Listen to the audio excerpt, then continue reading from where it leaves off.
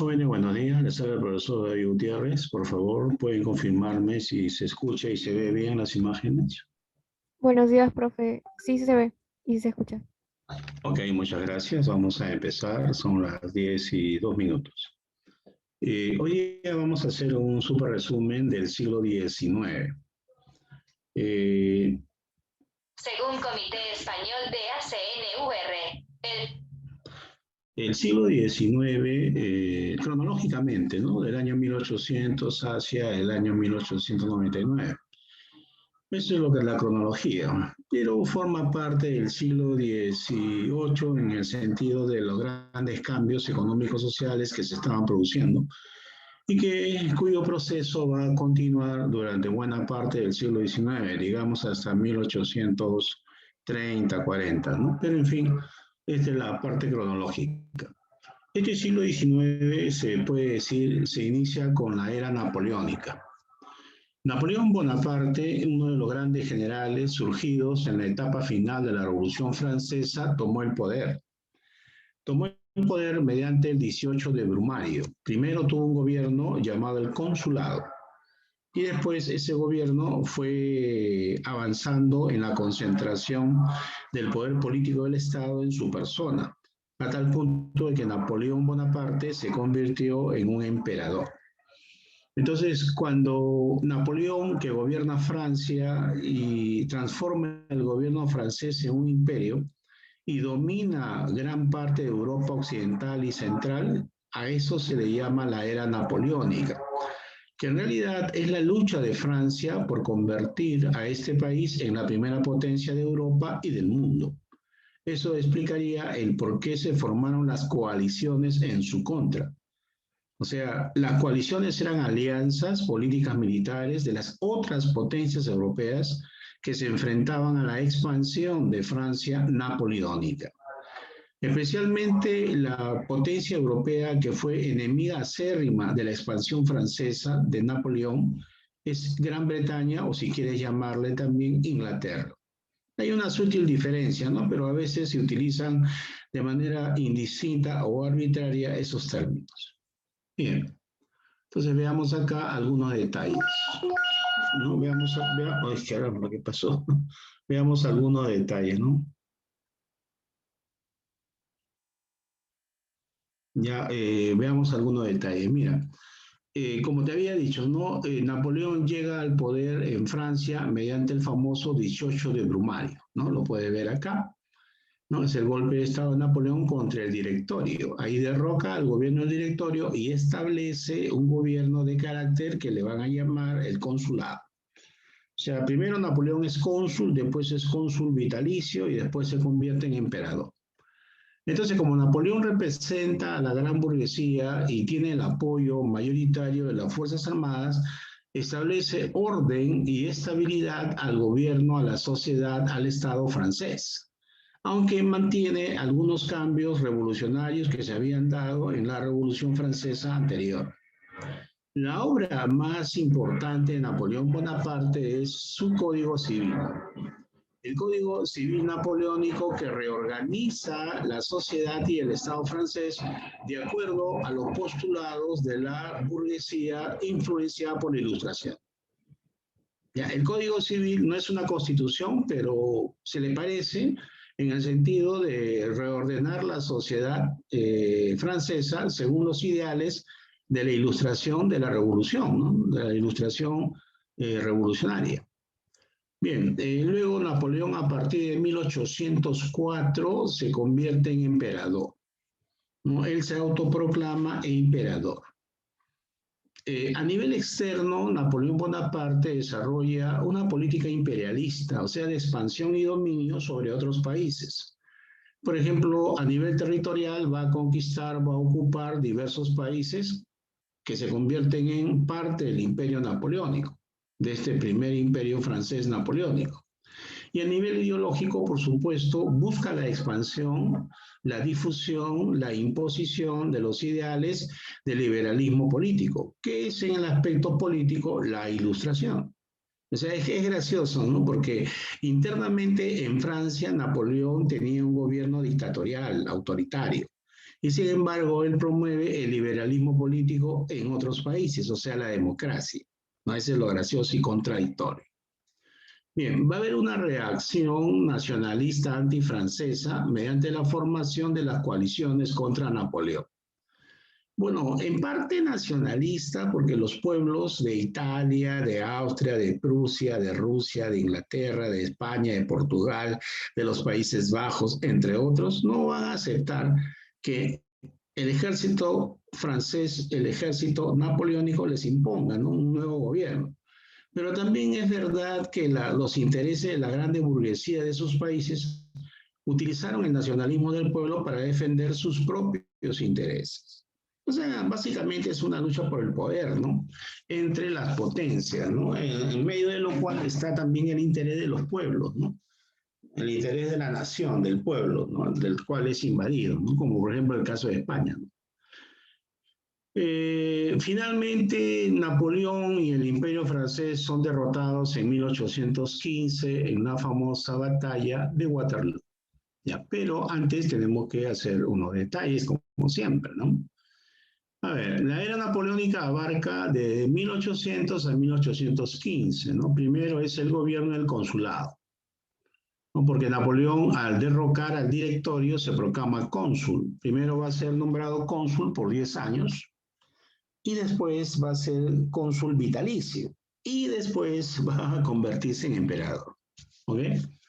Entonces, internamente, cuando Napoleón toma el poder, va a tratar de implementar una política pacificadora. Una política pacificadora puede ser a través de la negociación diplomática, o puede ser a través de la guerra, la represión, ¿no? Y establecer la paz, pero a sangre y fuego. Ya, en este caso fue a nivel de la guerra, pues, ¿no?, la forma de la guerra. Por ejemplo, derrotó a Austria y le impone la paz de Luneville en el año de 1801. Y luego, con Gran Bretaña, negocia y firma la paz de Amiens en el año de 1802. Esta paz de Amiens, firmada con Gran Bretaña, con Inglaterra, es la única paz que Inglaterra firmó con la Francia napoleónica. Ya no duró mucho porque a los pocos meses de haberse firmado, nuevamente volvieron a los enfrentamientos, a la guerra. ¿Okay? En ese momento, de 1802, Francia, Napoleón dominaba más o menos la mitad de Europa. Y eso tiende a expandirse un poquito más en los siguientes años, ¿no? Lo cual va a provocar la caída de Napoleón Bonaparte, porque acuérdate de lo que dice el dicho, ¿no?, que mucho abarca, poco aprieta, ¿no? Para controlar, administrar, dominar un imperio, es decir, 10, 4, 15, 20 países, hay que estar preparado, no es nada sencillo, ¿no?, política, militar, económicamente, entre otros. Bien, durante el gobierno del consulado de 1800 a 1804, Napoleón va a firmar el concordato con la Iglesia Católica. Durante la Revolución Francesa, el Papa Pío VI había estado en contra de los ideales revolucionarios. Y esta situación se prolongó durante un buen tiempo. Entonces Napoleón, en el poder, en el gobierno, va a entablar relaciones diplomáticas con la Iglesia Católica. Y con el Papa Pío VII va a firmar el concordato o el acuerdo. Entonces, de esa manera se restablecen la paz y las buenas relaciones con los estados pontificios de la Iglesia. ¿Ya? Después, Napoleón, como ya te había anunciado, se proclama cónsul vitalicio a partir de 1802. Primero era cónsul por 10 años y después en 1802 es cónsul vitalicio. O sea, poco a poco la persona de Napoleón Bonaparte va concentrando más poder en sus manos. Es cada vez más unitado. Bien, entonces se inicia una nueva monarquía con una nueva aristocracia, surgía la revolución. Bueno, se podría decir así, ¿no? Muchos historiadores que han estudiado el proceso político-social de la Revolución Francesa afirman esto que acabamos de leer aquí, ¿no? Lo del Código Civil ya hemos dicho que es su obra más importante. y que establece, reivindica, mantiene la mayoría de los principios de la revolución, de la ilustración liberal. Bien, sigamos por acá. Ahora, Napoleón y el imperio, ¿no? En 1804, Napoleón se autoproclama emperador y además establece que él va a designar a su heredero. Por lo tanto, establece una monarquía absoluta hereditaria. Napoleón, para 1804, claramente tiene ambiciones de dominio universal. Él quiere dominar toda Europa y, si es posible, todo el mundo occidental para empezar. Entonces, eso va a provocar con mayor razón de que Inglaterra, Austria, Prusia, España, los Países Bajos, los Estados Pontificios, Suiza, etcétera, formen coaliciones, ¿no? Tenían que unirse porque el poder militar de Napoleón era muy grande, ¿no? Su economía estaba volcada hacia la guerra y se temía el predominio francés sobre todo el continente. Napoleón derrotó a los austriacos y a los rusos en la batalla de Austerlitz. Esta batalla de Austerlitz es la batalla modelo de Napoleón. Austerlitz es la batalla modelo de Napoleón. Se realizó en el año de 1805 y se considera la mejor de sus victorias militares. ¿Ok? Ahora, lamentablemente, en ese mismo año de 1805, cuando Napoleón pretendía con una gran flota invadir Inglaterra, los ingleses van a derrotarlo en el combate de Trafalgar. Trafalgar es un combate o una batalla en el mar, en donde Napoleón no solamente pierde la batalla, sino que además gran parte de su flota es destruida. En el combate de Trafalgar, el gran héroe va a ser el inglés, el almirante Horatio Nelson, quien lamentablemente, como Miguel Grau, murió en este combate de Trafalgar. ¿Ok? Entonces, a partir de ahí, Napoleón no tiene la posibilidad inmediata de invadir Inglaterra. Porque recuerda que Inglaterra, Gran Bretaña, está al norte de Europa y es una isla rodeada por mares. Para llegar ahí en esa época tenías que tener barcos y Napoleón se había quedado casi sin barcos gracias a la gran victoria inglesa de Trafalgar. O sea, en 1805 tenemos la gran victoria de Austerlitz, la batalla modelo, y tenemos la gran derrota en el mar de Trafalgar a manos de los ingleses. Increíble. Ya, también más adelante Prusia, que ya va a originar Alemania años después, es derrotada en la batalla de Jena. Aquí, cuando Napoleón derrota a Prusia en la batalla de Jena, va a ocupar Berlín, ¿no? Hoy en día es la capital de Alemania, ¿no es cierto? Batalla de Jena, va a ocupar Berlín. Y el Berlín va a establecer la disolución del CIRC, del Sacro Imperio Romano Germánico, y va a crear la Confederación Germánica del Norte, de acuerdo a los dictados el famoso bloqueo continental contra Inglaterra.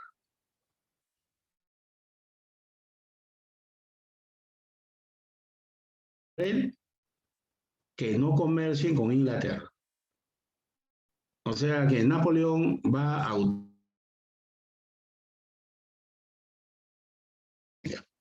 para debilitar a Inglaterra a través del comercio. Si los países de Europa continental que están bajo el dominio o bajo la influencia o amenazados por Napoleón no comercian con Gran Bretaña, evidentemente la economía de Gran Bretaña se va a sentir muy, muy debilitada y puede entrar en crisis, cosa que Napoleón deseaba. ¿Ya? Entonces, ese es el origen del bloqueo continental contra Gran Bretaña. La guerra, la lucha por el poder. Ahora, increíblemente, en el año de 1807 también va a derrotar a Rusia en la batalla de Friedland, ¿no? Entonces, en ese momento Napoleón tiene pues un gran poder político-militar, ¿no? Ha derrotado a las grandes potencias de Europa continental. Entonces, se puede decir que después de Friedland va a ser Francia la nación más poderosa de Europa, incluida, ¿no?, por encima de Rusia, que es tan grande. Por eso que los rusos van a firmar la paz de Tilsit. La paz de Tilsit en el año de 1807. Entonces aquí es que en Francia napoleónica llega a alcanzar su máxima expansión, la formación del gran imperio francés, ¿no es cierto? Y acá hay un mapita en el cual se señala aproximadamente, ¿no? Muy bien, sigamos por acá. Ya, acá en esta diapositiva se concentra en los dos grandes errores, las dos grandes derrotas de Napoleón Bonaparte, y que van a determinar su caída posterior.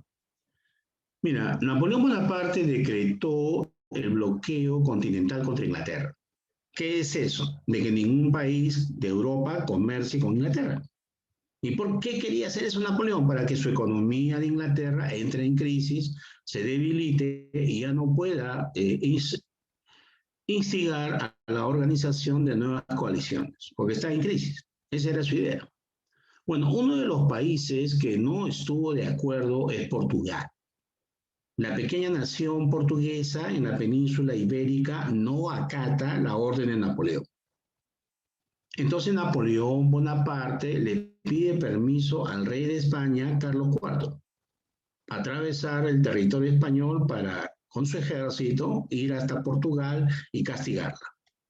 Y ahí Carlos IV, temeroso del poderío francés, acepta que los ejércitos de Napoleón crucen España en dirección a Portugal. Cuando el ejército napoleónico llega a Portugal para enfrentarse supuestamente a los portugueses y dominarlos a sangre y fuego, los portugueses, el rey, la nobleza, habían huido hacia su colonia al Brasil. O sea, la clase dominante, la élite dominante de Portugal había escapado. Así que Napoleón ocupa con facilidad el Portugal, ¿no es cierto? Pero también en el proceso se da cuenta de que España estaba mal gobernada por Carlos IV, que había una gran desorganización. Entonces, esto despierta las ambiciones de Napoleón, que va a proceder a invadir España. ¿Ya? Entonces, entre 1808 a 1813-14 se da una tremenda guerra en España por la invasión francesa. Ahí hay un problema, ¿no? Napoleón pensaba que España iba a ser presa fácil, pero no tanto la nobleza y mucho menos la realeza, sino es la burguesía española, los liberales y el pueblo español los que van a levantarse en armas y declarar la guerra a muerte al francés, a la invasión francesa. Ya, eso fue el 2 de mayo de 1808, ¿no? El inicio de la guerra de independencia de España contra la invasión francesa de Napoleón. ¿Ok? Ya, esta guerra va a durar 5 años, más o menos 5 años. ¿Ya? Entonces ahí está el problema, ¿no? De que Napoleón pensaba que fácilmente podía vencer a los españoles, pero los españoles, la burguesía y el pueblo no se dejaron y tercamente lucharon durante 5 años contra Napoleón. Ahí Napoleón encontró la primera horma de su zapato, porque primero tuvo victorias, pero después obtuvo un montón de derrotas. Y la muerte de cerca de 600.000 soldados franceses. Soldados expertos, oficiales expertos en la guerra, murieron en la guerra de liberación de la independencia de España.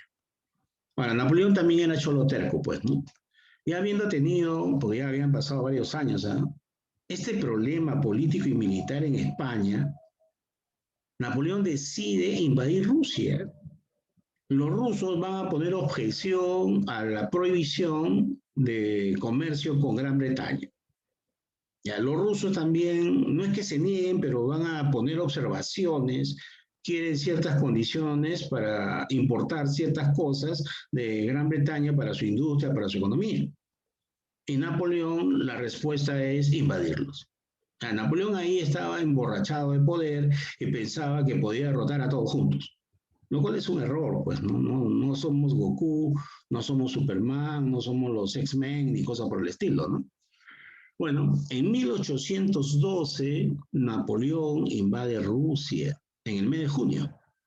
Mira, esa guerra de Napoleón en Rusia fue rápida, duró 6 meses. En el mismo año, en 1812, para diciembre, Napoleón había sido derrotado en Rusia. El zar Alejandro I y especialmente el general cosaco Kutuzov había aplicado la táctica de tierra arrasada, además de una guerra frontal que poco a poco fue derrotando a los ejércitos de la Gran Armée, ¿no? La Gran Armée era el ejército de Napoleón. Ya, incluso también estallaron pestes, de epidemias, de enfermedades que contribuyeron a la derrota de Napoleón en Rusia. Otro problema que afrontaron los franceses en Rusia es de que para noviembre y diciembre empieza el invierno por el hemisferio norte. Y en Rusia las temperaturas son un poquito más bajas que en el caso de Francia. Entonces ahí bajaba la temperatura 8, 10, 15 grados bajo cero. Entonces el soldado francés estaba en problemas, ¿no? Lamentablemente, en 1812, el ejército de Napoleón fue derrotado y expulsado de Rusia.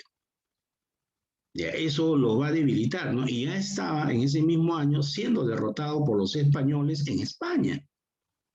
Entonces son dos grandes derrotas que Napoleón tuvo en simultáneo en el año de 1812 para el 13. Entonces es ahí de que se va a reorganizar las potencias europeas para formar una nueva coalición. Va a ser la sexta coalición que, aprovechando la debilidad de Napoleón por sus fracasos en Rusia y en España, forman la sexta coalición, una alianza de política militar de ejércitos, y lo enfrentan a Napoleón en la batalla de Leipzig. Se escribe Leipzig, ¿no? Con IP al final, pero como es alemán se pronuncia Leipzig. Entonces, en esa batalla de Leipzig de 1813 es la batalla de las naciones, porque se unen Gran Bretaña, España, Portugal, Italia, los estados pontificios, Prusia, Rusia, los Países Bajos, Baden, y hay otras 3, 4 más que ya no recuerdo. Son como 12, 13 países que se unen en sus ejércitos, sus economías, para enfrentar a Napoleón Bonaparte, para luchar contra él y derrotarlo. Entonces, en esa batalla de Leipzig, o batalla de las naciones, Napoleón Bonaparte es derrotado. Va a ser un desastre militar. Entonces, eso lo obliga a Napoleón a abdicar, la primera abdicación de Napoleón Bonaparte. Y lo llevan preso a la isla de Elba. Napoleón va a tener que firmar el Tratado de París, primer Tratado de París, va a abdicar en favor de su hijo, pero no lo aceptan y lo llevan preso a la isla de Elba. Ahí en el mar Mediterráneo, en una islita, cerca a Francia, cerca a Italia, está Napoleón preso. Ya, la sexta coalición restaura en el trono de Francia a los Borbones, en este caso a Luis XVIII. El rey Luis XVIII era hermano mayor de Luis XVI, que fue ejecutado durante la Revolución Francesa. Profe, y Luis XVII, que era hijo de Luis XVI, también murió durante la Revolución Francesa. Por eso que a este Luis le llama Luis XVIII, ¿no? Hermano mayor de Luis XVI. Ya, lamentablemente para las potencias europeas que creían que ya habían derrotado a Napoleón, no resultó así. Porque Napoleón Bonaparte se escapa de la isla de Elba y regresa a Francia recuperando el gobierno. Son los últimos 100 días de Napoleón. Acá están, mira. ¿Ya? Los últimos 100 días de Napoleón Bonaparte. ¿Ya? Entonces Napoleón Bonaparte se hace el buenito, porque ya se había reunido el Congreso de Viena y les propone negociar la paz. Pero el Congreso de Viena lo declara fuera de la ley, o sea, ilegal. Incluso el Papa de los Estados Pontificios de la Iglesia, no, en esa época se llamaba así, no se llamaba Vaticano, incluso el Papa Pío VII lo declara el anticristo. Y por supuesto forman la séptima coalición. ¿no? En la batalla de Waterloo, en Bélgica, Napoleón Bonaparte es derrotado por la séptima coalición.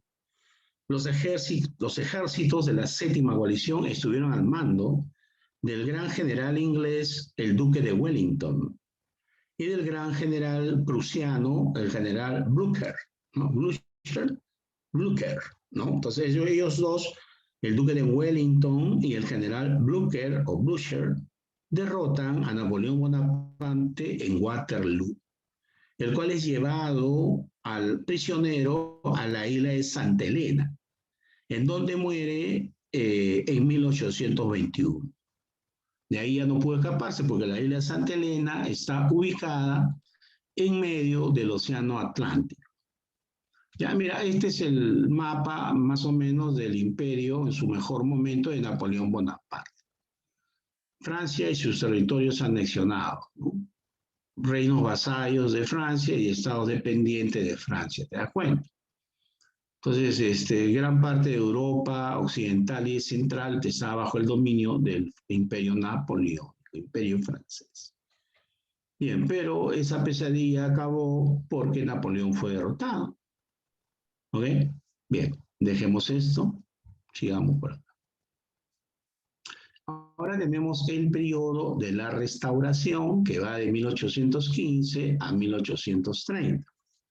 Ya, la Restauración, ¿qué cosa es la Restauración? Es una etapa histórica, política, en que las grandes potencias europeas pretenden restaurar la monarquía absoluta y el antiguo régimen en Francia.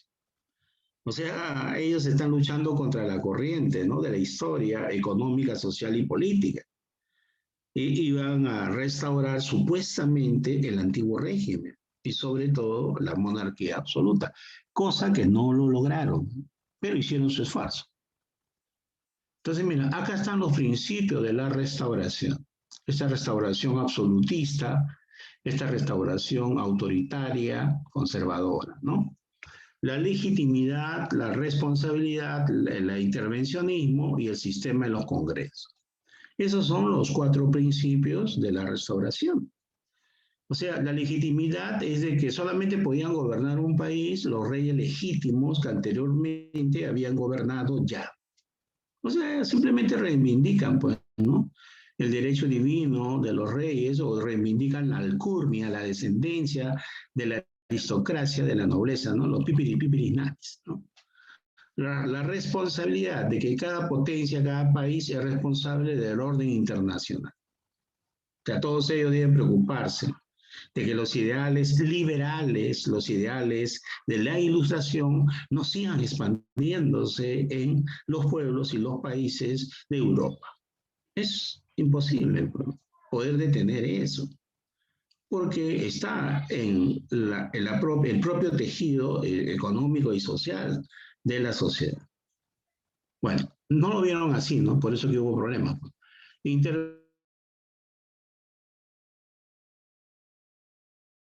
Unidas, responsables, legítimas en cualquier país para restaurar la monarquía. Nos pueden invadir en cualquier momento, ¿no? Porque tenemos un gobierno o porque tenemos un movimiento liberal.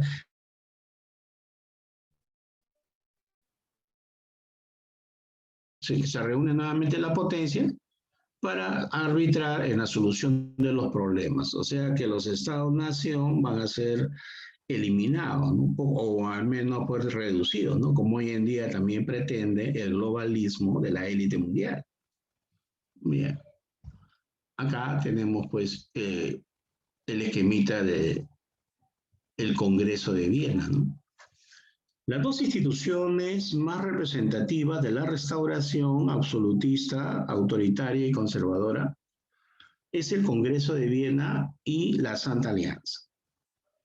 ¿Ya? El Congreso de Viena se reunió después de la victoria que la Sexta Coalición obtuvo sobre Napoleón en la batalla de Leipzig, esa batalla de las naciones. O sea que cuando Napoleón pelea en Waterloo, ya tenía algunos meses de reunido el Congreso de Viena, que momentáneamente se va a suspender para enfrentar a Napoleón en esa batalla final conocida como la batalla de Waterloo en Bélgica. Bien, el Congreso de Viena se desarrolla de septiembre de 1814 a marzo de 1815. Evidentemente están pues los representantes de las grandes potencias, ¿no?, que habían vencido a Napoleón Bonaparte. El objetivo es el mismo de la restauración. ¿Cuál es? Restablecer el antiguo régimen, es restablecer la monarquía absoluta, ¿no?, anterior a la Revolución Francesa.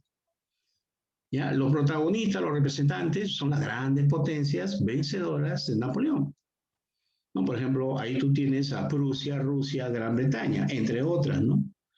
En el caso de Austria, el principal representante fue Clemente de Metternich, canciller.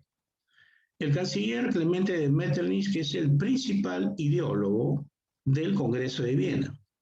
Él es el que aporta la mayor cantidad y mejores ideas de cómo reorganizar Europa luego de la experiencia napoleónica.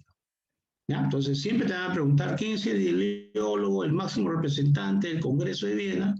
Entonces, Metternich, ¿okay? Clemente de Metternich, canciller de Austria.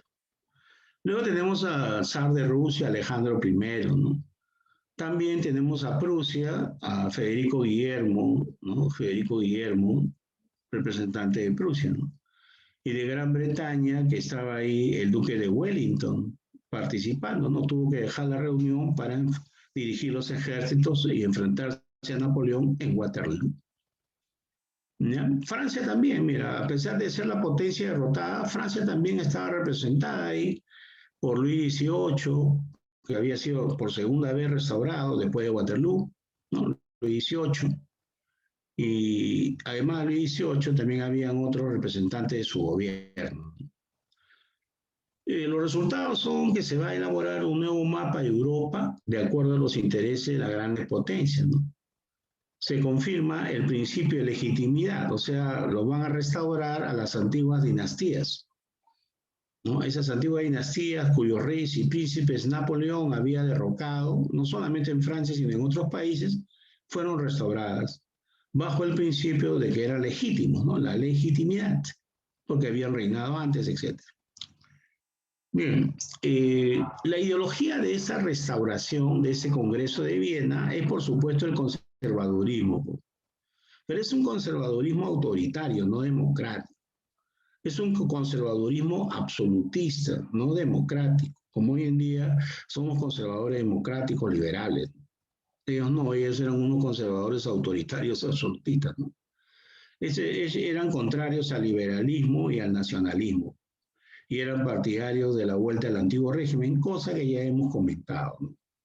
Bien, la otra institución que representa a la restauración, ¿no?, autoritaria, conservadora, viene a ser la Santa Alianza.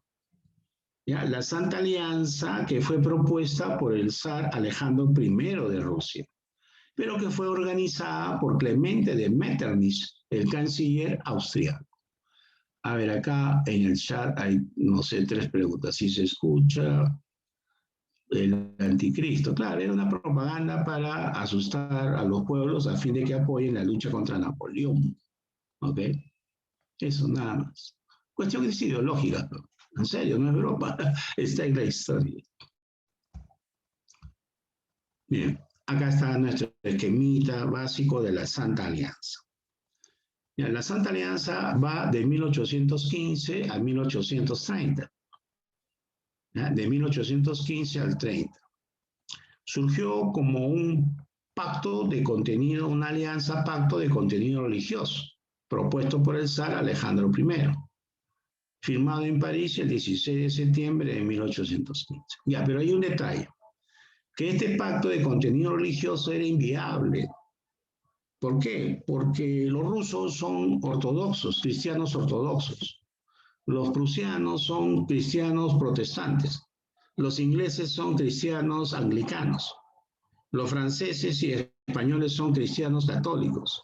Incluso también participa Turquía. Turquía es islámica. Entonces, ¿cómo puede haber un pacto de contenido religioso? No puede. Esto lo cambia Clemente de Metternich a un contenido político. de defender los intereses de la aristocracia, de la nobleza europea. Esto que hemos hablado del conservadurismo aristocrático autoritario, de este conservadurismo de tipo absolutista. ¿Ok? Entonces, Metternich es el gran organizador también de la Santa Alianza. Acá tenemos primero a Rusia, Austria y Prusia, después se agregaron otros países, ¿no? En Rusia, Alejandro I, de Austria, Francisco I, de Prusia, Federico Guillermo, ¿no? III. Y el objetivo era luchar contra los movimientos liberales y nacionalistas en Europa. Claro, eso es lo que trajo la Revolución Francesa, ¿no? La libertad, el liberalismo es los derechos de la persona, los derechos del ciudadano. El tener un gobierno democrático que tú puedas elegir, ¿no? Eso es liberalismo. Y el nacionalismo es que se respeten las identidades de los pueblos, ¿no? Que se respeten los límites de los estados, o sea, los estados-nación. Y a ellos no estaban de acuerdo con ese nacionalismo, ¿no? A su manera. Bastante curioso. Bien, intervenciones de la Santa Alianza, porque esta Santa Alianza era intervencionista, ¿no? En cualquier país donde surjan movimientos liberales, nacionalistas más o menos fuertes, podían invadirla para eliminarlo. O si tomaban nuevamente el poder los liberales, igualmente intervenían para eliminarlo. Entonces acá justamente de eso trata esto, ¿no? Intervenciones de la Santa Alianza. Mira, en 1820 el Congreso de Calabar. Hay intervenciones en lo que hoy es Alemania. Ya, en 1820 el Congreso de Leipzig para erradicar a Fernando I de Nápoles. ¿Por qué? Porque esa monarquía de Fernando I de Nápoles apoyaba el liberalismo. O sea, quería establecer, ya había establecido, por eso lo eliminaron, una monarquía parlamentaria y otorgaba libertades y derechos al pueblo. Entonces era un mal ejemplo, el cual había que eliminar, pues, ¿no? Totalmente autoritario. Y en 1823 el Congreso de Verona. Este Congreso de Verona es para la intervención en España. En 1820 en España había tomado el poder un gobierno liberal del general Juan García del Riego, o del general del Riego, Juan García no, del general Rafael del Riego. Ya, este general del Riego, que era liberal, derrocó a Fernando VII, anteriormente restaurado, y estableció un gobierno liberal que solamente duró 3 años. ¿Por qué le dicen trienio? Porque duró 3 años. Entonces los 100.000 hijos de San Luis, un ejército de 100.000 soldados franceses, va a entrar a España y va a derrotar a este gobierno del general Rafael del Riego. Y se va a restaurar nuevamente a Fernando VII. ¿Ya? Muy bien. Eso es, veamos acá más abajo. La Santa Alianza y América. Bueno, Austria le ofreció a España, porque no solamente son estos 3 países, son como 10, varios países más. Mira, Austria le ofreció a España ayuda de la Santa Alianza para que Fernando VII recupere sus colonias en Hispanoamérica. Entonces, por eso aparece este temita de la Santa Alianza y América. O sea, había un peligro de que la Santa Alianza y sus ejércitos invadan América para apoyar a España, ¿no? Entonces, el ministro de Inglaterra, de Gran Bretaña, no está de acuerdo. La Gran Bretaña se retira de la Santa Alianza porque George Canning, el primer ministro inglés, se opuso. Claro, no le convenía, pues, porque Inglaterra estaba desarrollando su propia agenda de expansión comercial financiera sobre América en general. Entonces, que entren otras potencias europeas no le conviene. O sea, no creas que Inglaterra lo hizo de buenita, sino porque defendía sus propios intereses. Ya, ahora, Estados Unidos también, el presidente James Monroe se opone, ¿no? Estados Unidos no era la primera potencia que hoy en día es, aunque está en debacle, ¿no? No era una gran potencia todavía, ¿no? Hay quienes dicen, no, que Estados Unidos estaba viendo sus intereses, pero si todavía ni se había logrado unificar en los Estados Unidos. O sea, esto es, me parece demasiado. En realidad me parece que el señor Monroe estuvo guiado por ideales. Ofreció honestamente, sinceramente, su ayuda política y militar para defender a las nacientes repúblicas que se habían formado en América del Sur. De ahí su expresión América para los americanos. Y luego Simón Bolívar en el Congreso de Panamá también utilizó esta amenaza para tratar de consolidar el predominio de Venezuela sobre el resto de países, ¿ya? Entonces, en el Congreso de Panamá se firmaron algunos acuerdos, algunas alianzas militares entre los países recién formados, pero que fueron un saludo a la bandera porque nunca fueron ratificados por los congresos nacionales de cada país. Entonces, ahí tienen las tres actitudes de Inglaterra, de Estados Unidos y acá en América Latina. Un gran opositor fue Simón Bolívar, aunque con intereses también por debajo, ¿no? Bien, el periodo de la restauración, esta restauración absolutista, autoritaria, antidemocrática, conservadora, termina en Europa con las revoluciones liberales. Son dos grandes revoluciones liberales, la de Francia de 1830, aunque influyó en otros países, y la de Francia de 1848, que también influyó en otros países. Entonces, esto pone fin a el periodo o la etapa de la restauración. Entonces, en 1830 en Francia se produce una revolución liberal que fue causada por la política cada vez más autoritaria y absolutista del rey Carlos X, que estaba en contra, pues, de la burguesía, estaba en contra del pueblo, ¿no? Mira, cuando Napoleón Bonaparte lo derrotaron en Waterloo, en Francia se restauró a Luis XVIII. Pero Luis XVIII ya estaba viejo y solo gobernó hasta 1824. Además que era un tipo hipocondriaco, tenía una pésima, malísima salud, de todos enfermados. ¿Ya? Entonces, ¿quién va a reemplazar a Luis XVIII? Su hermano menor, Carlos X. Es también de la familia Borbón, él es el último Borbón. ¿Ok? Ahora, Carlos X era muy distinto a Luis XVIII, pues, ¿no? Carlos X tenía un partido llamado ultramonarquista, mediante la cual perseguía, asesinaba, golpeaba a todo opositor al gobierno de su hermano. Y una vez en el poder, continuó con esa política conocida como el terror blanco. El terror blanco es la represión a sangre y fuego contra los opositores al gobierno. Sean liberales, sean bonapartistas, sean lo que sea. Si tú eras opositor, te agarraban a lo del terror blanco y te mataban o te enviaban al hospital 4 o 5 meses. Así era.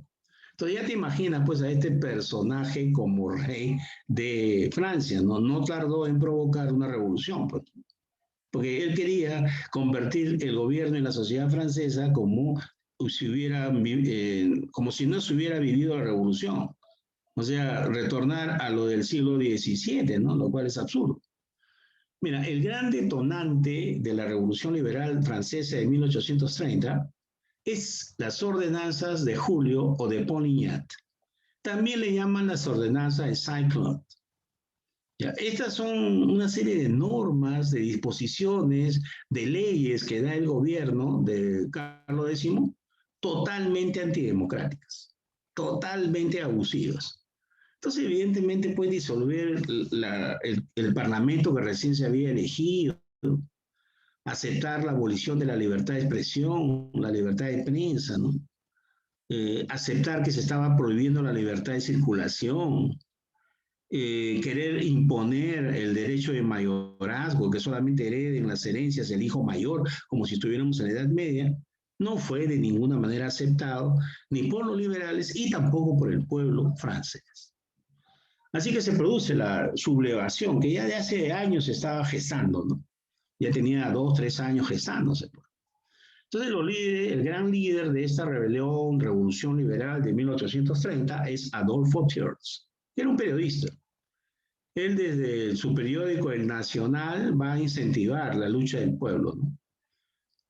Carlos X, el último Borbón, cae en las 3 jornadas gloriosas. Carlos X, el último Borbón, es derrocado en las 3 jornadas gloriosas del 27, 28 y 29 de julio de 1830. ¿Ya? Eso lo obliga a Carlos X a abdicar y a salir corriendo hacia Inglaterra por refugio político. Lamentablemente el pueblo y la burguesía media luchó por una república, pero la burguesía alta, la alta burguesía, en alianza con la nobleza que quedó, pues establecieron una monarquía parlamentaria. El jefe de esa monarquía parlamentaria fue Luis Felipe I de Orleans. El nuevo rey, Carlos X lo votan, lo sacan, lo derrocan. Entonces el nuevo rey se va a llamar Luis Felipe I de Orleans. ¿Ok? Como la burguesía inicialmente le había dado su apoyo y bueno, también sectores populares se la creen, entonces él va a ser llamado el rey burgués, el rey del pueblo, el rey de la barricada, tiene varios sobrenombres. En el tiempo, lamentablemente, Luis Felipe I de Orleans decepcionó, porque poco a poco se fue convirtiendo en otro Carlos X, increíble. Ya, consecuencias, pues hay una ola revolucionaria en diversos países de Europa, ¿no? En España, en Portugal, en Prusia, en Italia, ¿cómo se llama? Bélgica, en Polonia, hay movimientos liberales que buscan, pues, que el pueblo, la burguesía llegue al poder o quieren liberarse de la dominación extranjera, ¿no? El caso más sonado es de que Bélgica logra la independencia con respecto de Holanda. Ya, esa es la consecuencia más importante, ¿no? De que las ideas liberales se expanden en un movimiento como un reguero de pólvora por buena parte de Europa. Y que los belgas, Bélgica, que hoy día todos lo conocemos, logra separarse, independizarse de los Países Bajos, ¿no? De Nederland, o sea, de Holanda.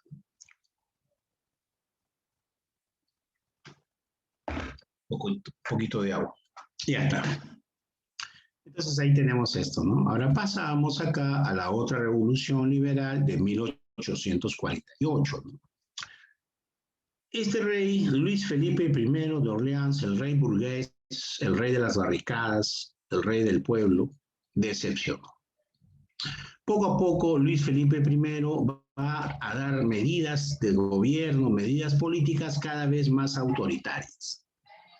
O sea, se hizo el buenito los primeros años y después sacó las garras absolutistas. ¿Ya? Entonces, evidentemente, había una fuerte oposición, pues, ¿no? Los republicanos, los bonapartistas, entre otros. Además, no solucionó los problemas económicos, ¿no? Tú sabes, como yo siempre te he dicho, los discursos tienen que ir de acuerdo con la realidad económica y social, ¿no? Si no son puras fantasías, ¿verdad? Entonces hubo una crisis económica en 1846 que el gobierno no supo solucionar, lo cual agudizó las contradicciones, los reclamos, las luchas de parte del pueblo y también de la burguesía media. El detonante de esta revolución liberal del 48, la primavera de los pueblos, le llaman la revolución de los pueblos, pues fue esta medida, mira, prohibición del banquete público en París. A ver, te explico. Los opositores al gobierno, especialmente los llamados republicanos, habían organizado a lo largo y ancho de Francia, en un montón de ciudades y pueblos, la realización de banquetes. En realidad, esos banquetes eran una forma de conspirar, porque en los banquetes, llámese, por ejemplo, en nuestro caso, polladas gigantescas. Vamos a hacer una pollada en el Callao y van a asistir 2.000, 3.000 personas. Entonces, en esa apoyada nosotros de manera oculta entregamos volantes para que la gente lea lo que está pasando económica, social y políticamente en el país y que ocultan los periódicos. Además, pues hacemos arengas así por lo bajo para poder organizar al pueblo en las distintas provincias, en las distintas ciudades de Francia. Entonces, lógicamente, el gobierno se da cuenta y prohíbe estas reuniones. Especialmente este gran banquete que se iba a realizar en París, ¿no? Los banquetes eran una forma de hacer propaganda política, organización política contra el gobierno. Es parte de la lucha. Entonces el gobierno los prohíbe y evidentemente estaba violando los acuerdos porque debería haber libertad de circulación, libertad de reunión y libertad de expresión. Entonces eso va a generar ya la rebelión, ¿no? Entonces se forman barricadas. Barricadas es que en los barrios de París o de las ciudades más importantes la gente sale con pistolas, escopeta, cuchillos, hachas, lo que sea, y va a tomar su calle, ¿no? Formando una barricada. Traigo todos los muebles habidos y por haber, cualquier cosa que pueda servir como una barricada, como una especie de pared hecha con toda clase de objetos para impedir el avance de la policía o del ejército. Y ahí nos vamos a agarrar, nos vamos a enfrentar. ¿Te das cuenta? Esas son las barricadas. Entonces se forma la barricada, que es el símbolo de la Revolución Liberal del 48, el 23 y 24 de febrero. A esta Revolución Liberal del 48 se le ha llamado también la Revolución de Febrero. En cambio, a la Revolución Liberal del 30 se le ha llamado la Revolución de Julio. También esa es otra, ¿no?, forma de identificarla, ¿no? Bueno, ante esa situación generalizada, pues el rey Luis Felipe I de Orleans abdica y una vez más se refugia en Inglaterra. Bueno, acá es que se va a formar un gobierno provisional, incluso con participación de los socialistas, que luego van a ser eliminados. Aquí el gran líder es Lamartine o Lamartine, ¿ok? Lamartine proclama la Segunda República Francesa. Ahora sí se logró el objetivo de organizar un gobierno republicano. Profe, pero acá dice segunda. ¿Dónde está la primera? La primera república la proclamaron los jacobinos en la Revolución Francesa, ¿te acuerdas? Robespierre, los jacobinos. Ellos formaron la primera república, que fue efímera, solamente duró 6 meses, algo así.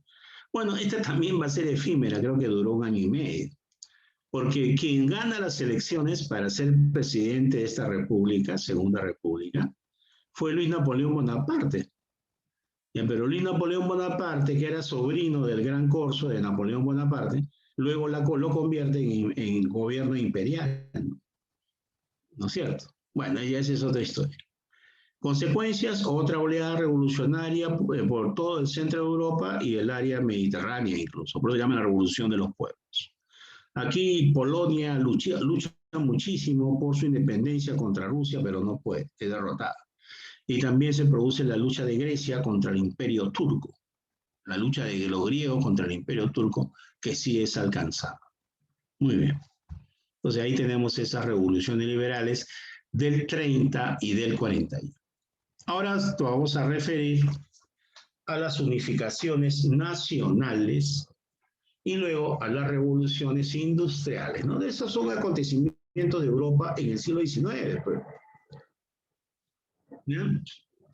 Acá se va a tratar la unificación nacional de Italia y la unificación nacional de Alemania, ¿no?, que son de repente las más importantes unificaciones que se dieron en ese entonces, ¿no?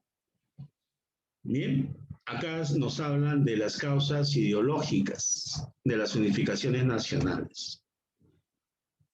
Ya, mira, en primer lugar tenemos la ideología nacionalista, ¿no es?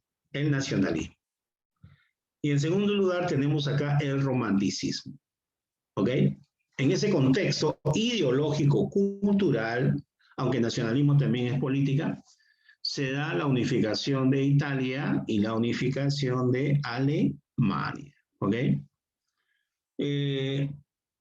Tú sabes, pues, el nacionalismo viene de la palabra nación, ¿no? Hay un concepto de nación liberal que está basado en el principio de la soberanía nacional y que la nación surge fruto de un pacto voluntario. Bueno, esto es ilustración. Esta es ilustración, porque la soberanía nacional es que la soberanía del Estado reside en el pueblo. Y el pueblo, por esa soberanía popular, es la que tiene el derecho a elegir a sus gobernantes. Por eso dice que surge fruto de un pacto voluntario, que tú voluntariamente, con tu soberanía, designas o elijas a tus autoridades. Y entonces la nación, ¿no?, donde el pueblo tiene el poder. Pero también hay un concepto de nación, mira, conservadora, que tiene que ver con el romanticismo. La nación, esto es muy germánico, muy alemán, ¿no? Mira, la nación se identifica con el espíritu del pueblo, el Volksherz, que se manifiesta en una serie de elementos. ¿Cuáles son esos elementos? la cultura, la lengua, la historia común, la raza, la religión. Ahora, esto no necesariamente tiene que ser democrático como el concepto liberal. ¿Okay? Acuérdate que Alemania, precisamente cuando se unifica, no lo hace de manera democrática, lo hace mediante la guerra de parte de la élite de la burguesía y la élite de la aristocracia prusiana, ¿no? ¿Okay? Bien, y el romanticismo que estudiamos en literatura también acá tiene su influencia. Este romanticismo considera el aspecto espiritual, considera el aspecto más allá de la razón, ¿no? Si tú quieres, irracional, ¿no? Okay, mira, es una reacción frente al carácter académico y normativo del arte neoclásico. O sea, está hablando acá, está en contra de la ilustración, ¿eh? La raíz ideológica es la exaltación vitalista del individuo y del sentimiento, ¿te das cuenta? O sea, es importante la razón, por supuesto que sí, pero también es importante el espíritu. No todo es razón, no todo es matemática, física, química. También hay un elemento humano, sentimental, emocional, que ha contribuido a la realización de grandes obras en la historia de la humanidad. Entonces ahí dice, esto eres romántico. Bueno, el romanticismo, ¿no? A ver, acá hay una pregunta, creo. Vamos a ver. La sensibilidad, ¿no? Artística, ¿no? Está CGD la gente, no sé qué cosa quiere decir eso. Claro. Acá está que se ríe, acá Marisol, jajaja. Ya. Bueno, puede ser, ¿no? Alejandro, no, le dice Harumi. ¿Harumi es nombre de varón o de mujer? Yo conozco un Harumi, pero que es varón, pero también conozco a Harumi que es mujer, de mujer, ¿no? Ya creo que es esponja, ¿no? Japonés, ¿no? Nisei. Nikkei. Ya, lo dejamos ahí, sigamos. Ya, sigamos. Yo hago estas bromas con ustedes, o esta interactuación, para tener un ambiente, ¿no? De cierta familiaridad, ¿me entiendes? No ser tan frío tampoco, pues, ¿no? Tanto 100% académico que parecemos ya que estuviéramos en el doctorado, ¿no? ¿Ok? Entonces, mira, el romanticismo es ese aspecto de los sentimientos, de la emoción, de aparentemente lo irracional, ¿no? Frente a la norma, a lo académico, a lo científico, ¿no? ¿Ok? Diversidad frente a la uniformidad neoclásica, exaltación del individuo, la libertad personal, reivindicación de las tradiciones y raíces nacionales, aspiración a la libertad de las naciones, ¿te das cuenta? Retorno a cierto espiritualismo, que algunos consideran de base medieval y así por el estilo. Claro. Acuérdate de lo que dijo Cristo, ¿no? No solo de pan vive el hombre, ¿no? Bien, lo dejamos ahí. Ya, nacionalismo y romanticismo. ¿Ok? Ahora bien, veamos esto. La unificación italiana. Acá tenemos una diapositiva interesante sobre la unificación italiana. Ahí está. Ahí está más grandecito, mejor presentado. Mira, el Congreso de Viena, que hemos comentado anteriormente, dividió a Italia en 7 reinos. ¿Ves? Dividió a Italia en 7 reinos. Mira, el reino de Piamonte, acá está, en verde, Piamonte, a veces le llaman Saboya también,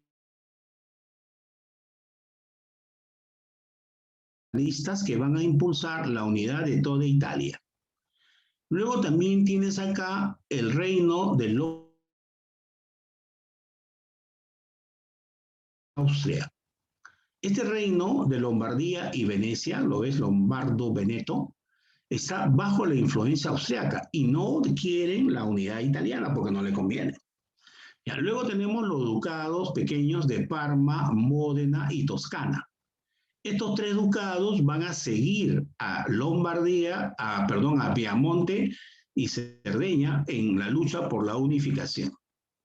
Ya, estos sí están ahí a la expectativa, porque son pequeños, no tienen mucho poder.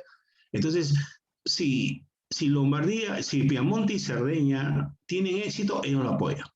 Y si no, se hacen los locos porque no quieren ser arrasados, pues no. Ya no son muy claros, no son muy decididos, pero al final apoyaron. Luego tienes a los estados pontificios de la Iglesia, cuya capital es Roma. Los estados pontificios de la iglesia, mira dónde están ubicados, más o menos qué territorio tenían, ¿no es cierto? Ellos no están de acuerdo, la iglesia católica no está de acuerdo con la unificación italiana, porque esa unificación italiana tiene ideales, el nacionalismo y el romanticismo, que en parte son liberales. Y la iglesia es antiliberal porque es anti-ilustración, ¿me entiendes? Son muy conservadores, muy autoritarios. Ya. Luego tenemos el reino de Nápoles y Sicilia al sur, ¿no? Mira, acá está Nápoles, todo esto de acá. Nápoles y Sicilia, la isla de Sicilia, ¿no? Esto es el reino de las dos Sicilias en poder de los Borbones. Esto tampoco están de acuerdo con la unificación italiana, porque no le conviene, pues perderían estos territorios, perderían esa riqueza que está bajo su poder, ¿no? ¿Ok? Ya, entonces ahí tenemos eso, pues, ¿no? Esta división que hizo el Congreso de Viena de Italia, ¿no? 7 reinos. La invasión napoleónica va a generar el despertar de la conciencia nacional y origina el nacionalismo italiano. Los movimientos revolucionarios del 48, la hegemonía del reino de Piamonte y Cerdeña, que te he dicho que era el más importante. El proceso de unificación se da del 59 al 70, ¿no es cierto? Ya está, eso ya es un agregado a nuestro análisis que hicimos de estos 7 reinos. ¿Ya? ¿Quiénes impulsaron principalmente la unificación italiana? El reino de Piamonte y Cerdeña. Esos son los principales unificadores.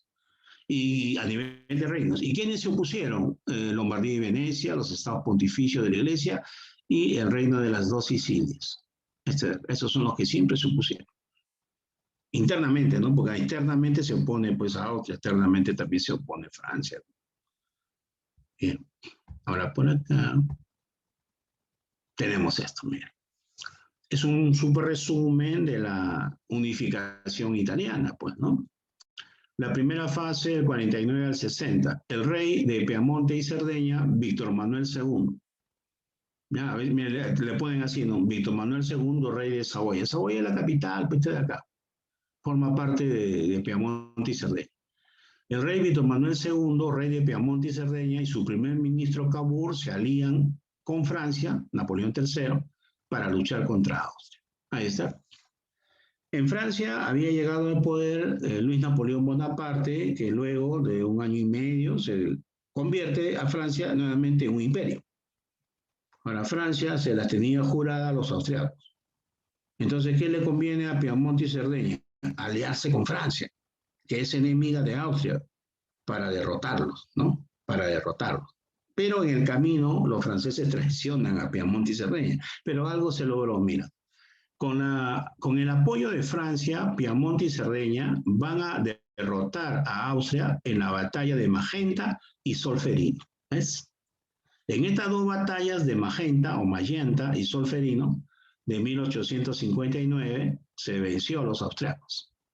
Entonces Lombardía pasará a Piamonte. El reino de Lombardía va a pasar a Piamonte. ¿Ya? Y lamentablemente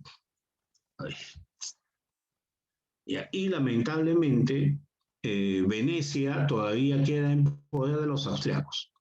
¿Por qué pasa eso? Porque los franceses se retiraron en el proceso de la guerra y formaron su propio acuerdo con los austriacos. Ya, pero como de todas maneras Piamonte y Cerdeña habían logrado derrotar a Austria, entonces en 1860 los ducados de Parma, Módena y Toscana, estos 3 ducados pequeñitos van a apoyar a Piamonte y Cerdeña. Van a integrarse al reino de Piamonte y Cerdeña, o sea, va a crecer Piamonte y Cerdeña. No solamente con Lombardía, sino también con Parma, Módena y Toscana. ¿Ok? Ya, antes de continuar, es importante recordar que los 2 personajes más importantes de la unificación italiana fueron el rey de Piamonte y Cerdeña, Víctor Manuel II, y su primer ministro, Cavour. También nos preguntan por esos personajes, ¿no? Además, pues también de Garibaldi, ¿no? Que va a aparecer inmediatamente. A ver, acá hay una pregunta, dice, mientras que en Europa del siglo XIX se daba todo lo que explicó, en Mesopotamia o en Perú, lo primero que me quiere explicar, ¿qué se estaba dando? Mesopotamia formaba parte del Imperio Turco, o sea, Irak. Y en el caso del Perú, en el siglo XIX, en esta época, por ejemplo, 1848, estaba gobernando el primer gobierno de Ramón Castilla. Estábamos ya en la República, en la época de la prosperidad falaz. Ramón Castilla, ¿no? Primer gobierno del 45 al 51. Después el gobierno de Echenique, 51 al 54. Luego la Revolución Liberal, 54-55 hasta el 58. Y de ahí el segundo gobierno de Castilla, 58 al 62. O sea, la prosperidad falaz estábamos nosotros iniciando. En estos años que estamos hablando acá, 59, ¿no? Justamente, por ejemplo, acá dice la batalla de Magenta y Solferino, ¿no? 1859, estábamos todavía en el segundo gobierno de Castilla, esa es prosperidad falaz. Ya, sigamos. Entonces le decía que estos ducados chiquitos de Parma, Módena y Toscana se unieron a Piamonte. O sea, a pesar de la traición de Francia, que no continuó el apoyo, porque tampoco le convenía pues, que se una toda Italia, igualmente los italianos, el pueblo italiano apoyó, ¿no? Como estos tres ducados. Ahora mira, en la segunda fase tenemos acá la aparición de Giuseppe Garibaldi. Garibaldi es un líder que forma un ejército de guerrilleros llamado los Camisas Rojas. Este Garibaldi tiene el apoyo del primer ministro de Piamonte y Cerdeña, Cavour. O sea, en fin, apoyo militar, apoyo económico, apoyo político, pues, ¿no? Para que Garibaldi y sus 1000 camisas rojas vayan al sur y peleen contra el reino de las dos Sicilias. O sea, ahora hay que atacar por el sur, entonces lo envían a Garibaldi. Y Garibaldi derrota a los ejércitos del reino de las dos Sicilias. Ocupó la isla de Sicilia, mira, un territorio llamado Las Marcas y Umbría, que está en el centro de Italia allá. Entonces aquí, con esta derrota del reino de las dos Sicilias, que se va a incorporar a Piamonte y Cerdeña, entonces ahora sí, mira qué cantidad de territorio está bajo el poder, ¿no? De Piamonte y Cerdeña. Entonces se proclama Italia ya, pues, ¿no? Ahí se va a reconocer a Italia, como rey de Italia, a Víctor Manuel II. ¿Ya? Entonces también otro personaje, además del rey Víctor Manuel II, además del primer ministro José Cavour, ¿no? Y además de Giuseppe Garibaldi, ¿no? Tenemos también además a Giuseppe Garibaldi. Y ahora, ¿quiénes son los más tercos? La Iglesia. La Iglesia no quería dar su brazo a torcer. ¿Eh? Los estados pontificios de la Iglesia no querían reconocer la unificación de Italia, que en su mayoría ya se había realizado. Entonces, es más, los estados pontificios tenían el apoyo de Francia. Ahora Francia ya no apoyaba a Piamonte y Cerdeña, sino apoyaba a los estados pontificios. Incluso Suiza tenía una guardia acá que estaba al servicio del Papa. Entonces, ¿qué es lo que va a suceder en la historia de Europa? De que Austria, que le daba su apoyo a los estados pontificios, ¿no es cierto?, va a ser derrotada por Prusia. Y Prusia ahora se va a enfrentar a Francia. Entonces Francia, al tener guerra contra Prusia, ya no le va a poder continuar dando el apoyo militar a la Iglesia y va a retirar gran parte de sus soldados. Es ahí que aprovechan los nacionalistas, los unificadores, para derrotar a los estados pontificios de la Iglesia. ¿Ya? En una rápida campaña por el norte y por el sur, los ejércitos del Papa fueron vencidos. Pero el Papa tercamente se encerró en la capital de Roma y dijo que solamente entregaría Roma sobre su cadáver. ¿Ya? En una parte de Roma, que hoy en día se llama el Vaticano, en una parte de la ciudad de Roma, el Papa con el resto de sus fuerzas armadas y con toda la alta curia, o sea, los obispos, arzobispos, se encierra en ese lugar, en una parte de Roma. Y dice que él no va a entregar Roma, no va a entregar la ciudad, sino muerto.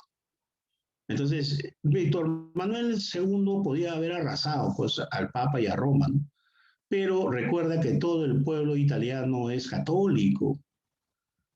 Francia es católica, España es católica, y eso podría provocar una reacción no solamente nacional, sino internacional en su contra. Así que lo que prefirió es el largo camino de la negociación.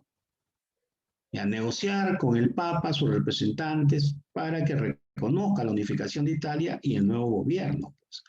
Entonces, a ese problema se le llama la cuestión romana. ¿Ya? La cuestión romana.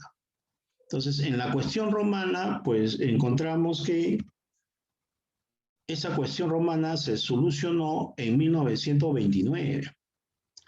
Recién en 1929 el Papa va a reconocer la unidad y el Estado de Italia. A cambio se le va a entregar al Papa la soberanía del Vaticano. ¿Cómo se llama este acuerdo? Se llama el Tratado de San Juan de Letrán. El Tratado de San Juan de Letrán de 1929, firmado entre Benito Mussolini y el Papa de la época. Ahí nace el Estado del Vaticano.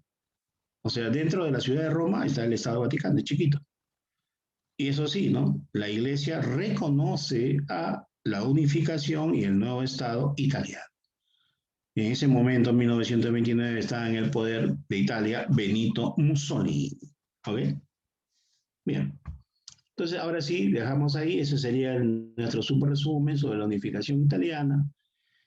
Y ahora pasamos a la unificación alemana, pues, ¿no? Ahí está. Igual, ¿no? Mira. Luego del Congreso, bueno, el Congreso de Viena va a dividir a Alemania en 48 estados, 48 reinos. ¿Ok? Evidentemente, la invasión de Napoleón sobre estos territorios genera que el pueblo y la burguesía desarrollen su conciencia nacional, ¿no? Ya, van a haber dos estados poderosos, al norte Prusia y al sur el Imperio Austrohúngaro o Austria, que también se considera un estado germánico. Entonces, estos dos se van a enfrentar para unificar a los estados germánicos. ¿Quién gana? Prusia. Expulsa a los austriacos y funda Alemania, que va a crecer un poquito más todavía. ¿Ok? ¿Ya? Entonces, acá hay en el proceso de unificación de Alemania, hay un enfrentamiento entre Austria y Prusia, estados germánicos. ¿Ya?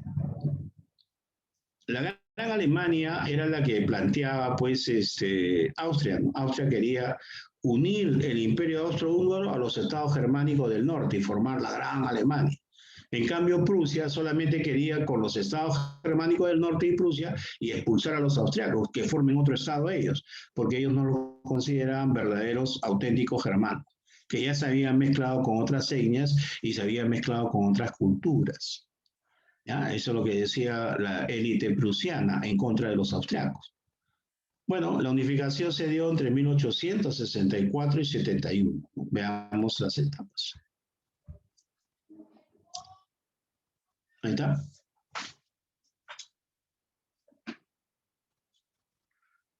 En 1848, en el Parlamento de Frankfurt, hay un intento de unificar a los estados germánicos, pero eso lo impulsa Austria.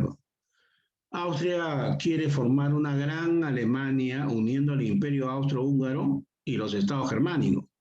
Prusia y otros estados ubicados hacia el norte de Austria no están de acuerdo.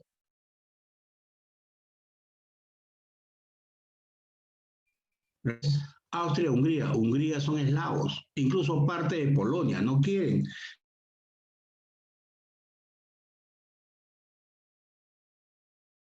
Cultural, sino también racial. En ese sentido, un poquito racista, ¿no?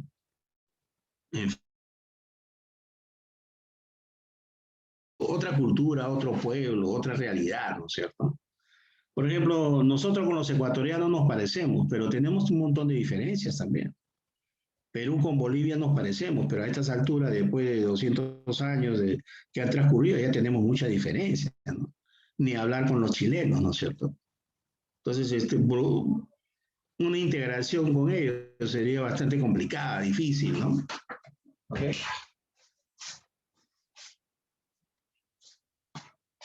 A ver. El nuevo proyecto de unificación va a ser impulsado por el Reino de Prusia.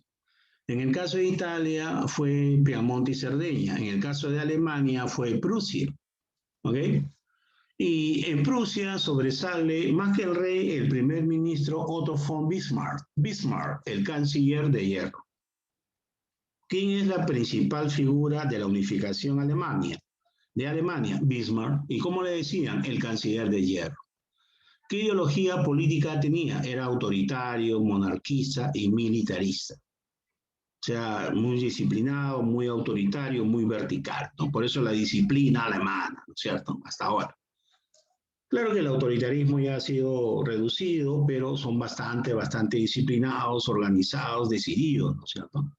No es como el peruano, ¿no? El gobierno peruano, los políticos peruanos, es una desgracia total. O sea, conforme estudiamos más sobre la situación de la crisis sanitaria en el Perú, salimos más y más decepcionados de nuestra clase política. Bueno, primera fase de 1859 al 65, mira. Aquí Prusia va a declarar la guerra contra Dinamarca, conocida como la Guerra de los Ducados.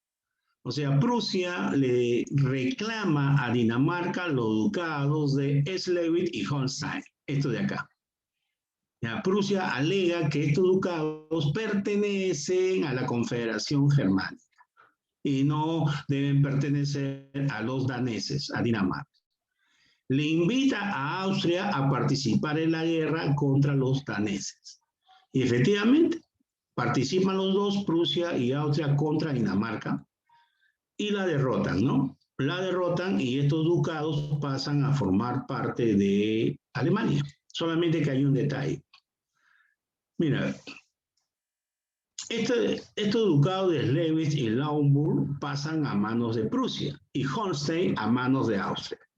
Ese fue el inicial acuerdo.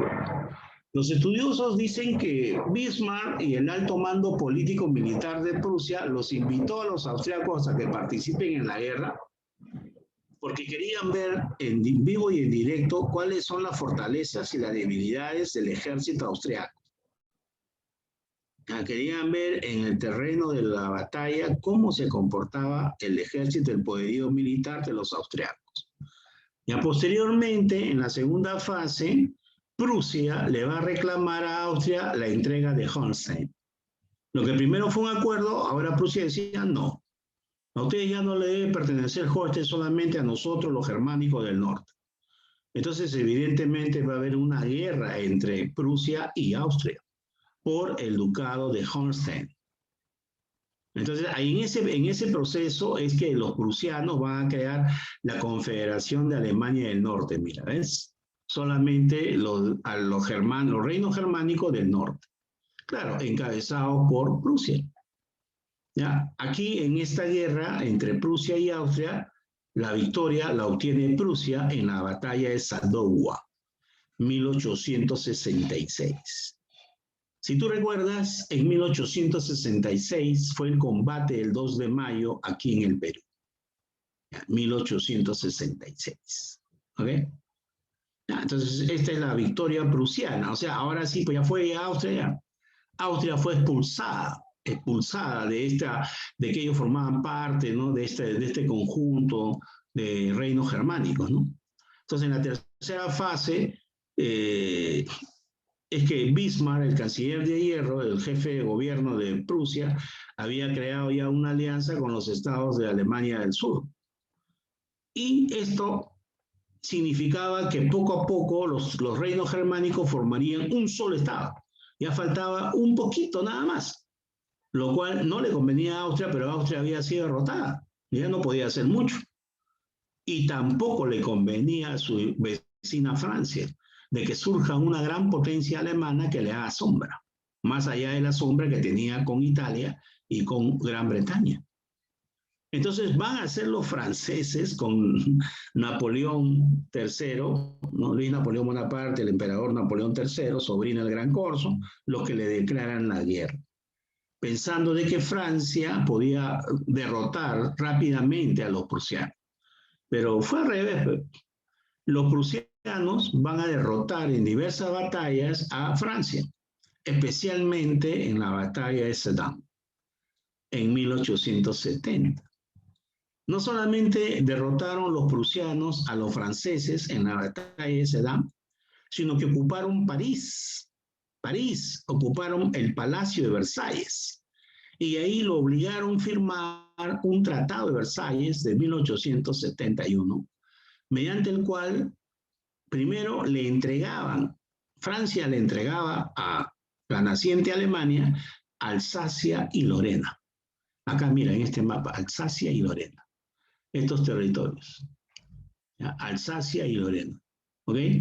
Y se crea, pues, en Versalles, en París, humillando a los franceses, el Segundo Reich, el Segundo Imperio Alemán. Ahí se nombra al rey, ¿no? Al rey de Prusia, Guillermo I, Kaiser. La palabra Kaiser significa emperador. Se le nombra a Guillermo I Kaiser, o sea, el emperador, en este caso de la naciente Alemania, el Segundo Reich. Profe, pero Segundo Reich, o sea, Segundo Imperio, pero ¿y el primero? Ah, el primero es en la Edad Media, el Sacro Imperio Romano Germánico, el SIRG, S-I-R-G. El SIR fue disuelto por Napoleón Bonaparte luego de la batalla de Jena en 1807. Hasta ahí era el primer Reich. Este es el segundo Reich, de 1870, no, 71, hasta la Primera Guerra Mundial, ¿no? 1918, ¿no? Y luego Hitler en 1933 funda el Tercer Reich. El Tercer Reich, el Reich de los 1000 años, ¿no? Que desaparece con su derrota en 1941. La palabra Reich significa imperio. Ya, entonces ese sería nuestro súper resumen, ¿no? De la unificación alemana, que impulsó sobre todo el gran primer ministro Otto von Bismarck. Bismarck, el canciller de hierro. También el rey Guillermo I, ¿no? Que fue el Kaiser Guillermo I. Y hasta hay un general, un mariscal von Moltke, ¿no? También es importante, pero lógicamente siempre nos van a preguntar por Bismarck. ¿Ok? Bien, lo dejamos ahí. Y ahora pasamos rápidamente a la revolución industrial. Un ratito.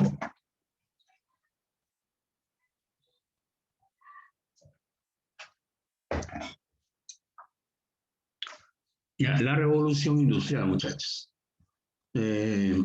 ¿Cuáles fueron las causas para la primera revolución industrial? Todos sabemos que la revolución industrial es un proceso económico-social mediante el cual la mano de obra va a ser reemplazada por la máquina en la producción de bienes y servicios. A la revolución industrial, especialmente a la primera, también se le ha llamado el maquinismo, ¿ok? Que la máquina, los equipos, el proceso de automatización reemplaza a la mano de obra humana. Poco a poco, ¿no? Poco a poco, ¿ok? Justamente ahora estamos en la cuarta revolución industrial. Ahora bien, los factores causas de la primera revolución industrial en Inglaterra, porque primero solo se da en Inglaterra, ya la segunda se expande, etcétera, es la revolución agrícola, la revolución demográfica. Agrícola, agricultura, ¿no? Evidentemente, ¿no? Por si acaso lo digo así, porque de repente alguien está volando, ¿no? La revolución demográfica se refiere a la población. El desarrollo del comercio internacional, lo cual implica aumento del capital para los que tienen ganancias.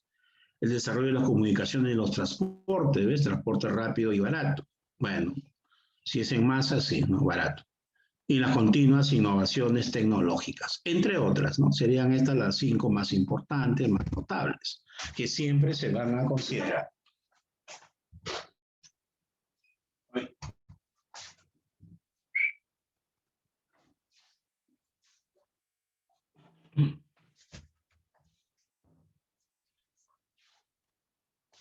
Ya, ahora veamos por acá otro punto.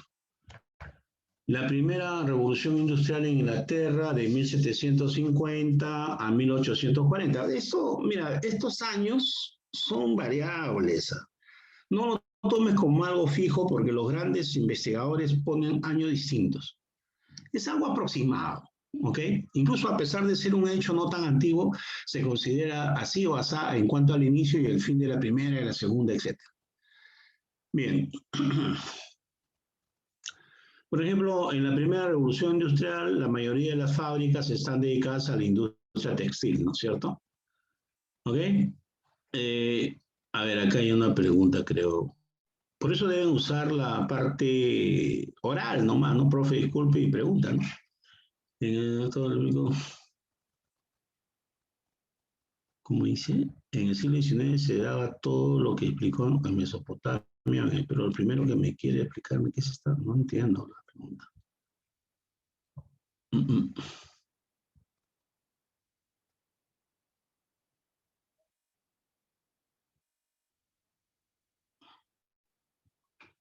Dice que Napoleón tenía una mano derecha que le ayudaba en sus decisiones o todas fueron propias.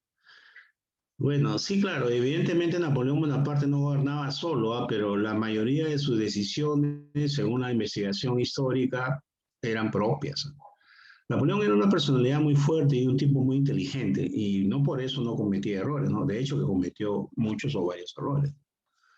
Bueno, estamos señalando acá que algunas de las características de la primera revolución industrial es que se desarrolla la industria textil, ¿no? Ahí sobresale, ¿ya?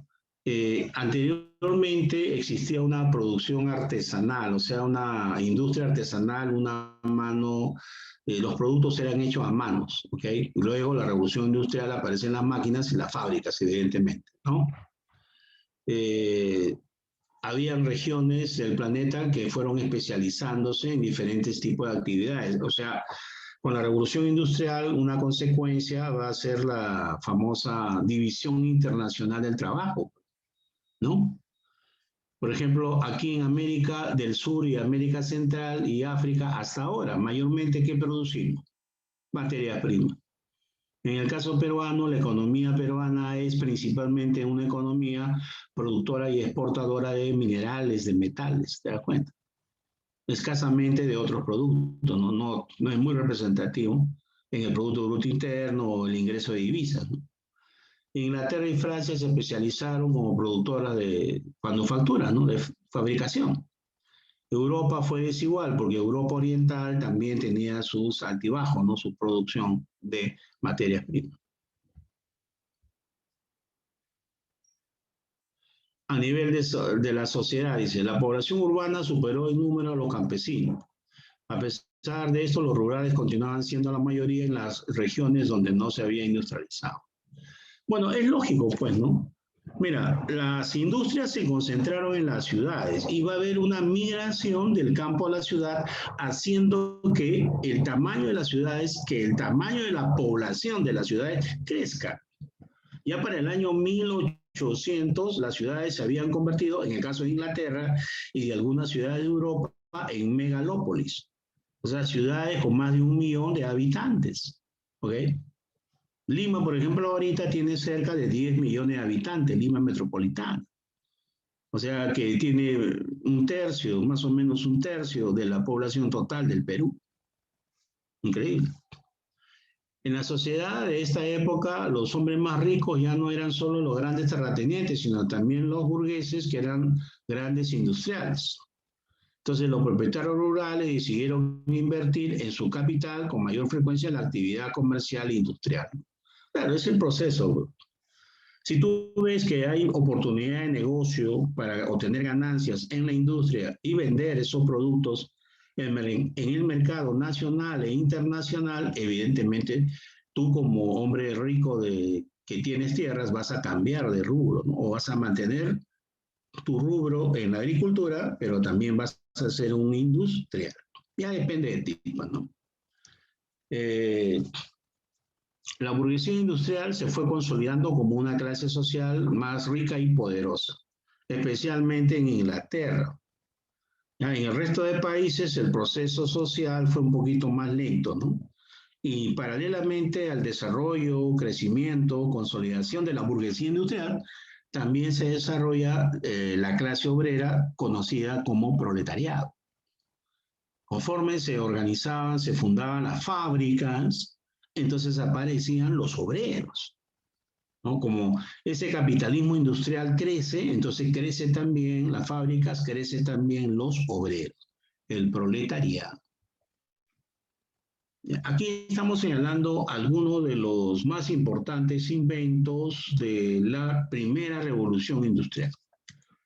Mira, en la primera revolución industrial, la energía es el vapor obtenido de quemar carbón.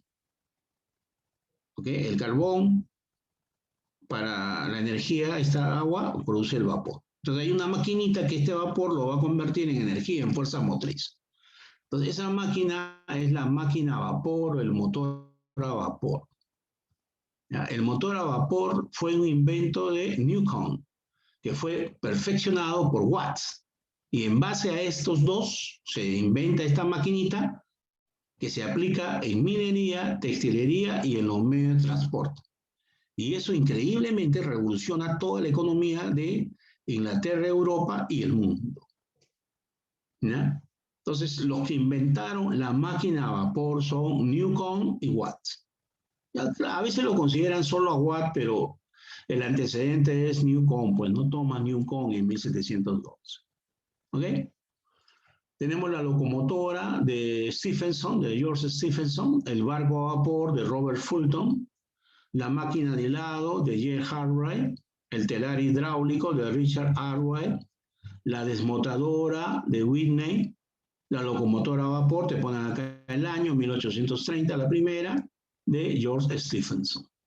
Eso es. ¿Ok? Ahora pasamos a la segunda revolución industrial. ¿Ya? Un resumen de la segunda revolución industrial. Bueno, en este caso, la segunda revolución industrial, algunos consideran de 1870 a 1914. Bueno, eso es relativo porque hay distintas fechas, ¿no? La extensión de la industria es el factor a todas las actividades económicas. O sea, las actividades económicas en los diversos sectores van a tener sus propios inventos que forman parte de la segunda revolución industrial. Sector industrial, sector comercial, sector agrícola, sector pesquero, sector financiero, sector lo que sea. ¿Ok? Hay una extensión, una expansión de la revolución industrial a todos los sectores de la economía. ¿Ya? Entonces tenemos aquí las nuevas fuentes de energía que son la electricidad y el petróleo.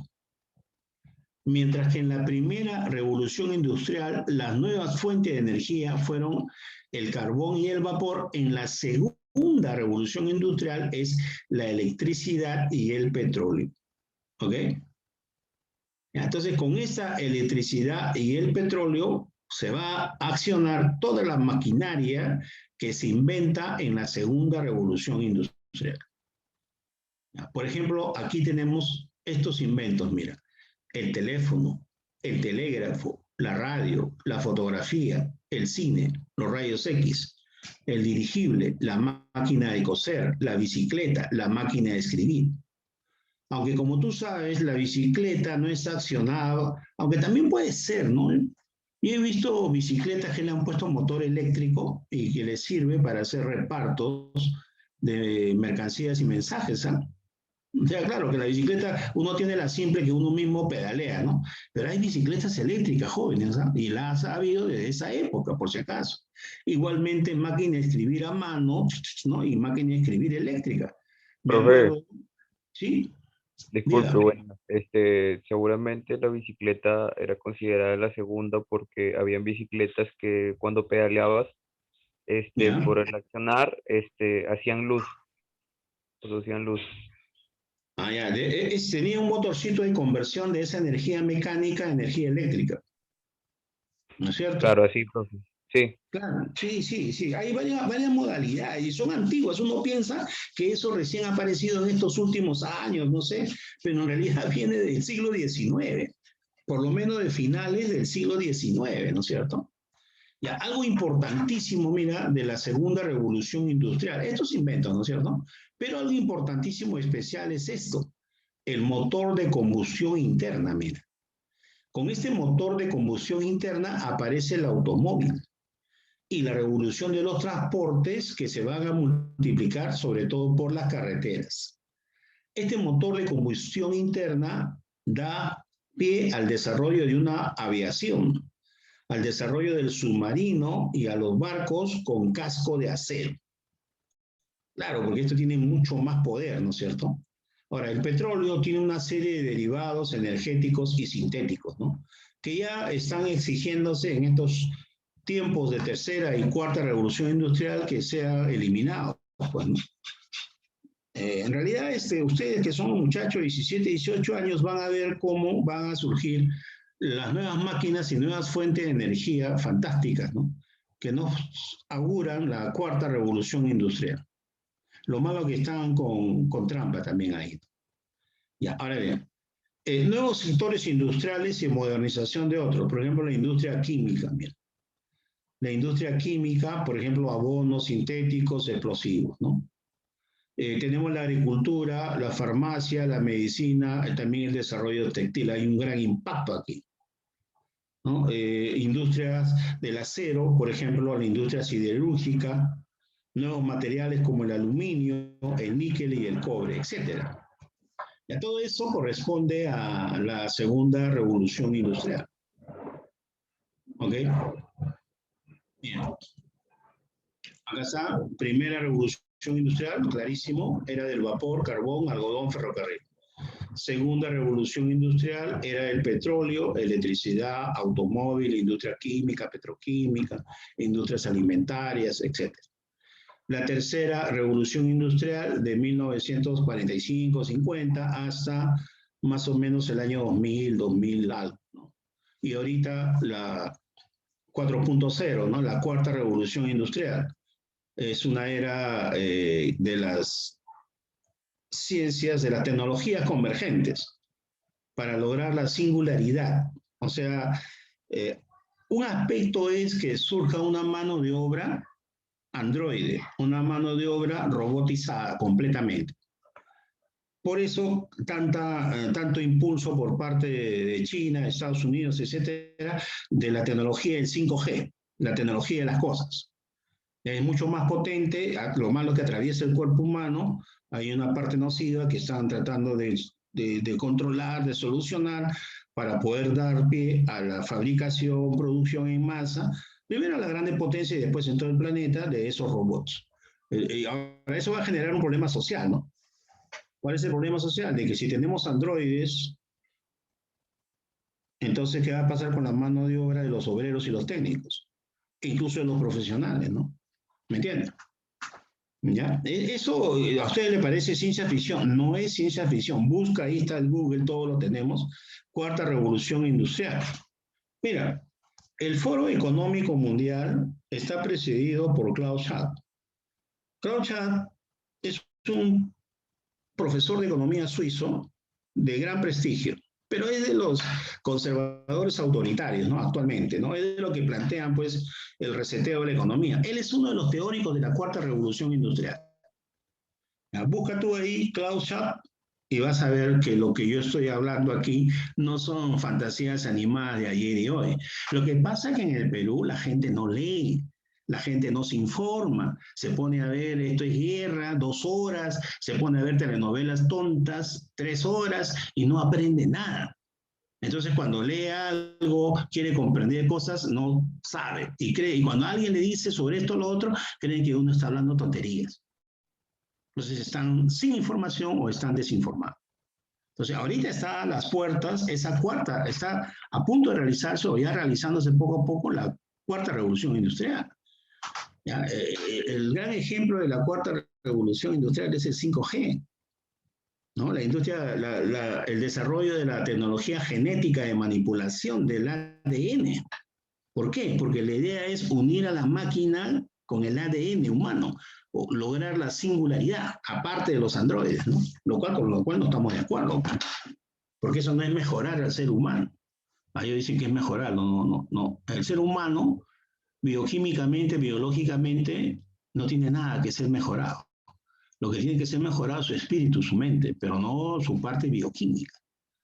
Nosotros podríamos hacer todo lo que hacen las máquinas si tuviéramos una adecuada educación, formación y desarrollo espiritual. Pero en fin, ya ese es otro tema.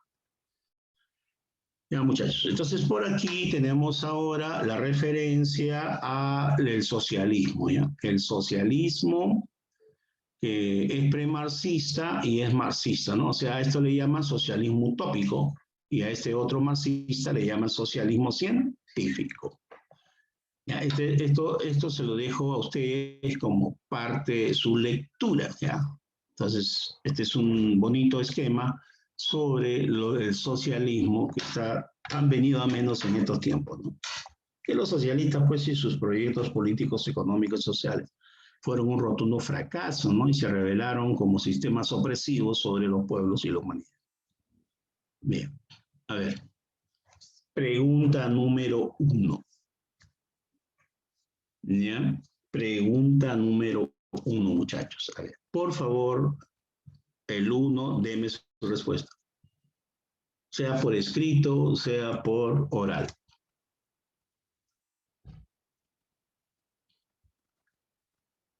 Así se equivoque, no importa, lo importante es que participe, que lea esto, intente desarrollarlo. Al final de cuentas, cuando es examen de admisión, vas a desarrollar preguntas, ¿no? San Marcos, Villarreal, Callao, UNI, viene Historia Universal. Hay también universidades particulares, algunas que viene Historia Universal, Historia, Letras. Por ejemplo,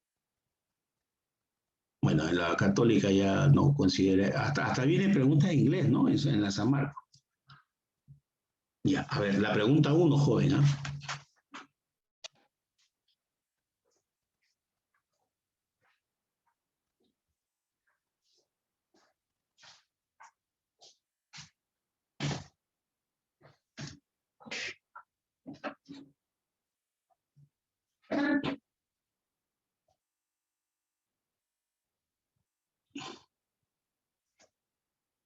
Entonces, ¿cuál es la respuesta de la 1, joven? Dice, en tal sentido, ¿cuál fue el motivo por el cual Inglaterra participó en contra de Francia en la revolucionaria y napoleónica? La D, profe. La B, proteger a sus aliados europeos. O sea, Inglaterra era tan buena gente que luchaba contra Francia No, para proteger a sus D, aliados europeos. No, ¿verdad? Entonces, la B no puede ser porque D, profe. sería una parte nada más. La que sería la principal, ¿cuál es? Dedo. ¿Por qué atacar a Francia? Porque había una competencia, una lucha, ¿no? Entonces, ¿cuál sería? Una La D, lucha profe.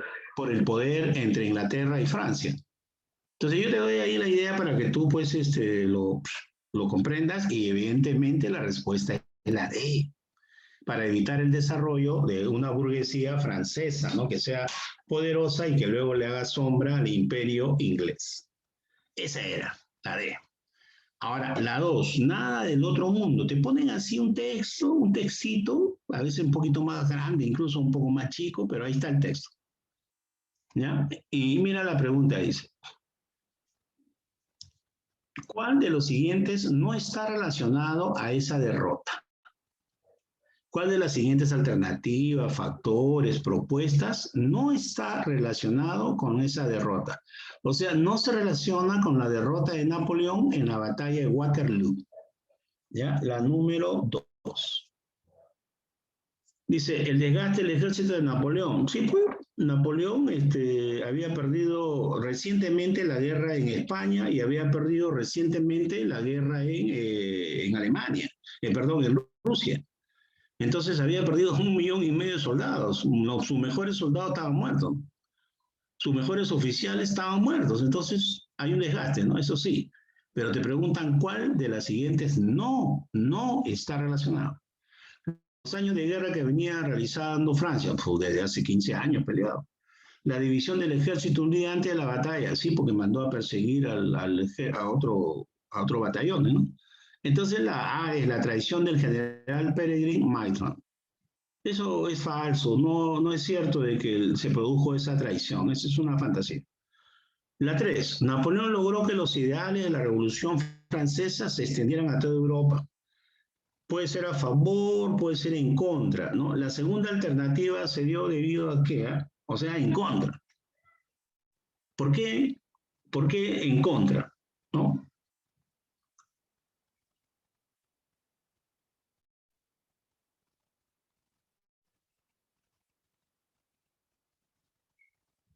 Dice que los ideales de la Revolución Francesa que Napoleón impartió, difundió por Europa, se le volvieron en contra. ¿Por qué? ¿Cómo así?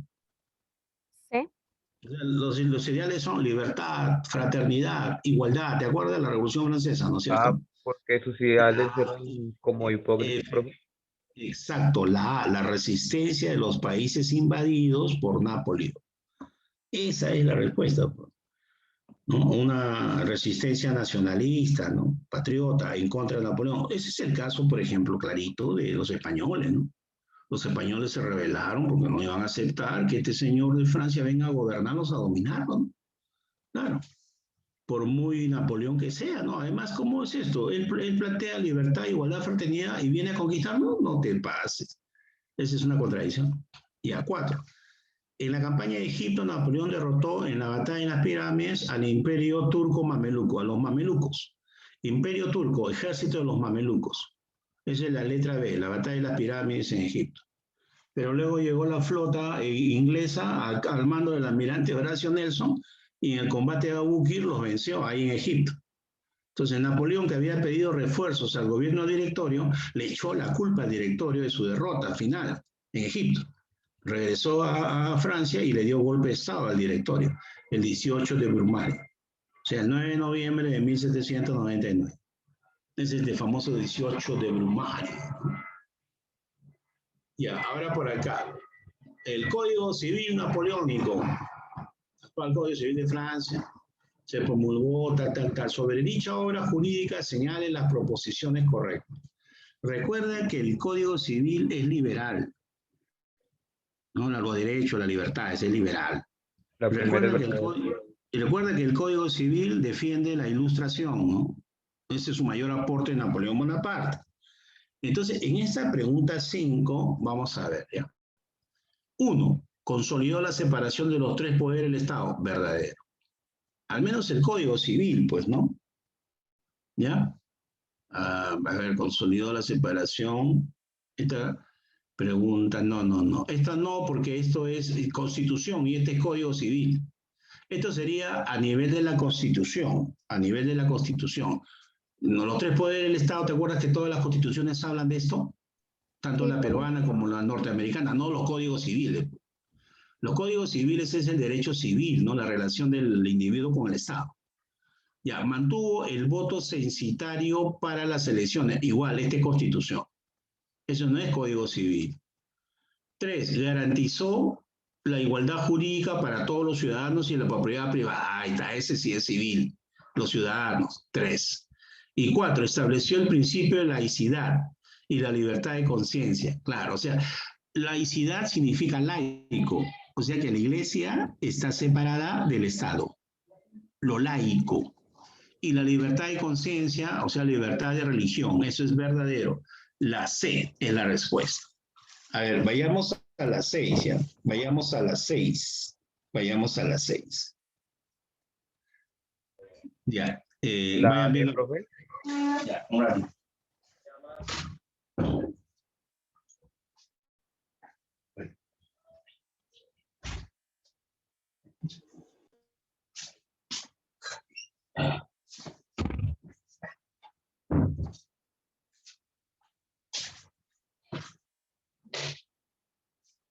Ya. Entonces acá la 6 dice causa del fracaso de la invasión francesa a Rusia. En este caso sería la D, ¿no? La táctica de tierra arrasada empleada por los rusos y la inclemencia del tiempo. Claro, se dice que el invierno fue sumamente crudo y que eso facilitó que muchos soldados se enfermen, ¿no? Y se mueran. Así que es la D, ¿no? La Tierra 7 es la D, profe. arrasada, la 6 es la D. Mira, la 7, tierra arrasada, significa de que los propios rusos destruían sus pueblos, envenenaban el agua, se llevaban o mataban envenenando al ganado, para que no lo puedan utilizar los franceses invasores. 7. Líder del Congreso de Viena, el canciller Metternich. El canciller Metternich, ¿no es cierto? Ese es el líder del Congreso de Viena. Ya. La 8. El Congreso de Viena, que representa la reacción conservadora contra el liberalismo, reunió las potencias europeas, ¿no es cierto? Reunió las potencias europeas que derrotaron al Napo. para reorganizar el mundo de acuerdo a los intereses. Claro, uno de los acuerdos del Congreso de Viena fue, bueno, hay muchos acuerdos del Congreso de Viena, pues, ¿no? Pero en este caso de la 8 sería ¿Puede ser la B, la profe? libre navegación de los mares, ¿ya? La libre navegación de los mares, la C. A ver, un ratito acá que dice el chat. La 8 sería la C, la libre navegación de los mares. Mira, una aclaración. El Congreso de Viena recomendó, solamente recomendó la abolición de la esclavitud. Pero no es que acordamos los integrantes, fulano, sultano, mengano, perencejo, abolir la esclavitud en nuestros países y en el mundo. No, solamente es una recomendación. Eso lo hizo Inglaterra. Libertad de comercio en toda Europa, sí, eso sí. La libre navegación, la libertad de comercio en toda Europa, no. Libertad de comercio en toda Europa, no, porque eso tiene que ser de acuerdo a los intereses de cada potencia. El patrón monetario de oro en Europa tampoco. El patrón monetario de oro es después de la Segunda Guerra Mundial, pues, ¿no? No sea chistoso. Ya, ahora bien, sigamos con otra parte, otras preguntas. A ver.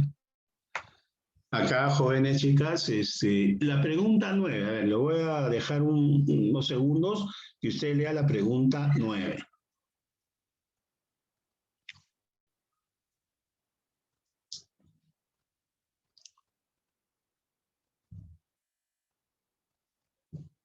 Dice la Santa Alianza. La Santa Alianza. ¿Ok? ¿Cuál de las siguientes proposiciones corresponden a la Santa Alianza? 1. Su objetivo fue combatir los alcances de la doctrina Monroe. No. Sus objetivos eran combatir todos los movimientos liberales y revolucionarios surgidos en Europa. ¿Te acuerdas? Intervencionismo, responsabilidad y todo ese rollo. ¿No? 2. En política exterior alentó los movimientos de independencia. Hoy se está loco. Ese es absurdo, ¿verdad? La Santa Alianza era reaccionaria, era autoritaria, era conservadora, antirrevolucionaria. No puede ser eso.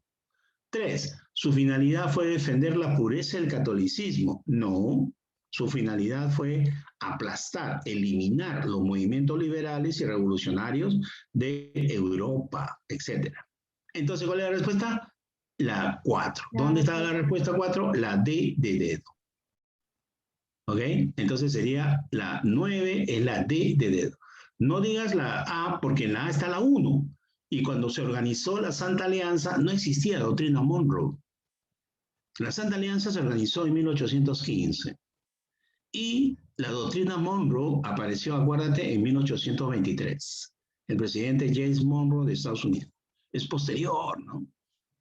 Además, pues no chocaron, pues, porque Estados Unidos, a pesar de que no era la primera potencia como es ahora, aunque está en declive, pues era pequeña, ¿no? Y poderosa, ¿no? Todavía era de todas maneras poderosa. Ya, la 10. Pasemos a la 10, jóvenes. A ver, ¿qué dice usted de la 10? Lea la pregunta, por favor. No sea flojo. No todo lo va a hacer el profe.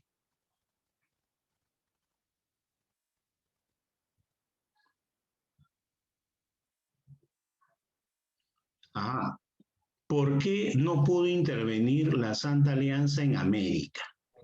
¿Por qué razón principal no pudo intervenir? La ¿Ok? D, profe.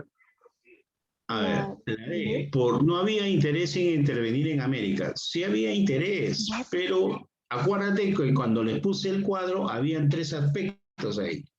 Uno era el Congreso de Panamá de Simón Bolívar. Otro era lo de James Monroe, América para los americanos. Y otro era el retiro de Inglaterra por la actitud del primer ministro inglés, ¿no? Entonces, cuando se retira Inglaterra de la Santa Alianza, porque no está de acuerdo con que invadan América Latina, Hispanoamérica, tú sabes que Inglaterra es la reina de los mares. Y como reina de los mares tenía la flota más grande y poderosa del mundo. Entonces es eso, pues.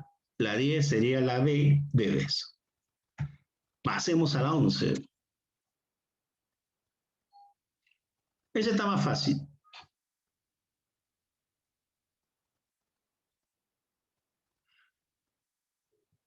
En el caso de Latinoamérica, ¿quién fue el principal opositor a la Santa Alianza?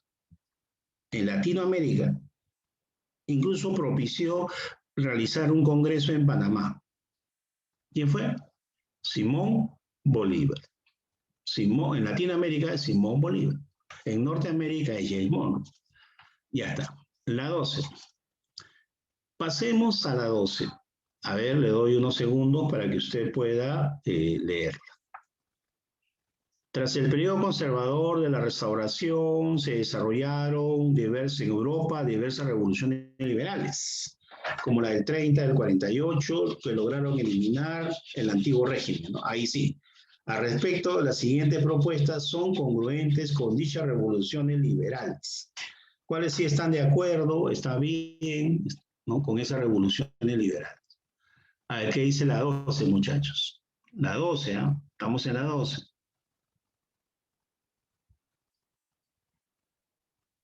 1, 2, no, la 12, pues. ¿Cuál sería la 12?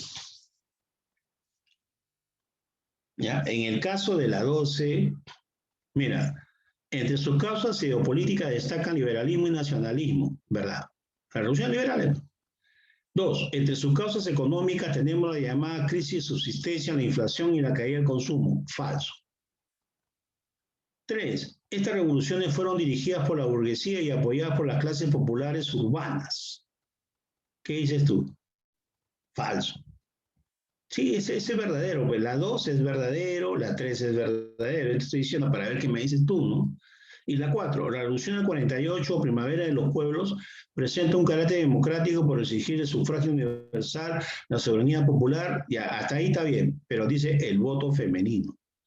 Mira, en esa época todavía no se pensaba, o al menos de manera predominante, en el voto femenino. Esto del voto femenino es falso. Solamente es 1, 2 y 3. Por lo tanto, la respuesta es la A, como dice acá el joven Gabriel. ¿Ya? Gabriel dio en la respuesta correcta. ¿Estamos? Ya, listo. Ahora, muy bien, jóvenes. Apunten las claves para que usted lo estudie, porque ya el tiempo nos ha ganado. Y tú sabes que la faena continúa, ¿no? Ya, entonces hemos hecho hasta la 12, pero luego va a dar las claves de las restantes. ¿Ya? Por favor, anote, ¿ya? Para que usted lo revise con cuidado con sus libros, etcétera, etcétera, etcétera. 13B, 14A, 15D, 16C, 17D, 18B, 19B de beso. Y la 20, la D de dedo. Muy bien, jóvenes. ¿Estamos? Ya, nos estamos viendo entonces la próxima semana. Estudien bastante, que les vaya bien. Listo, profe, ¿Okay? cuídese.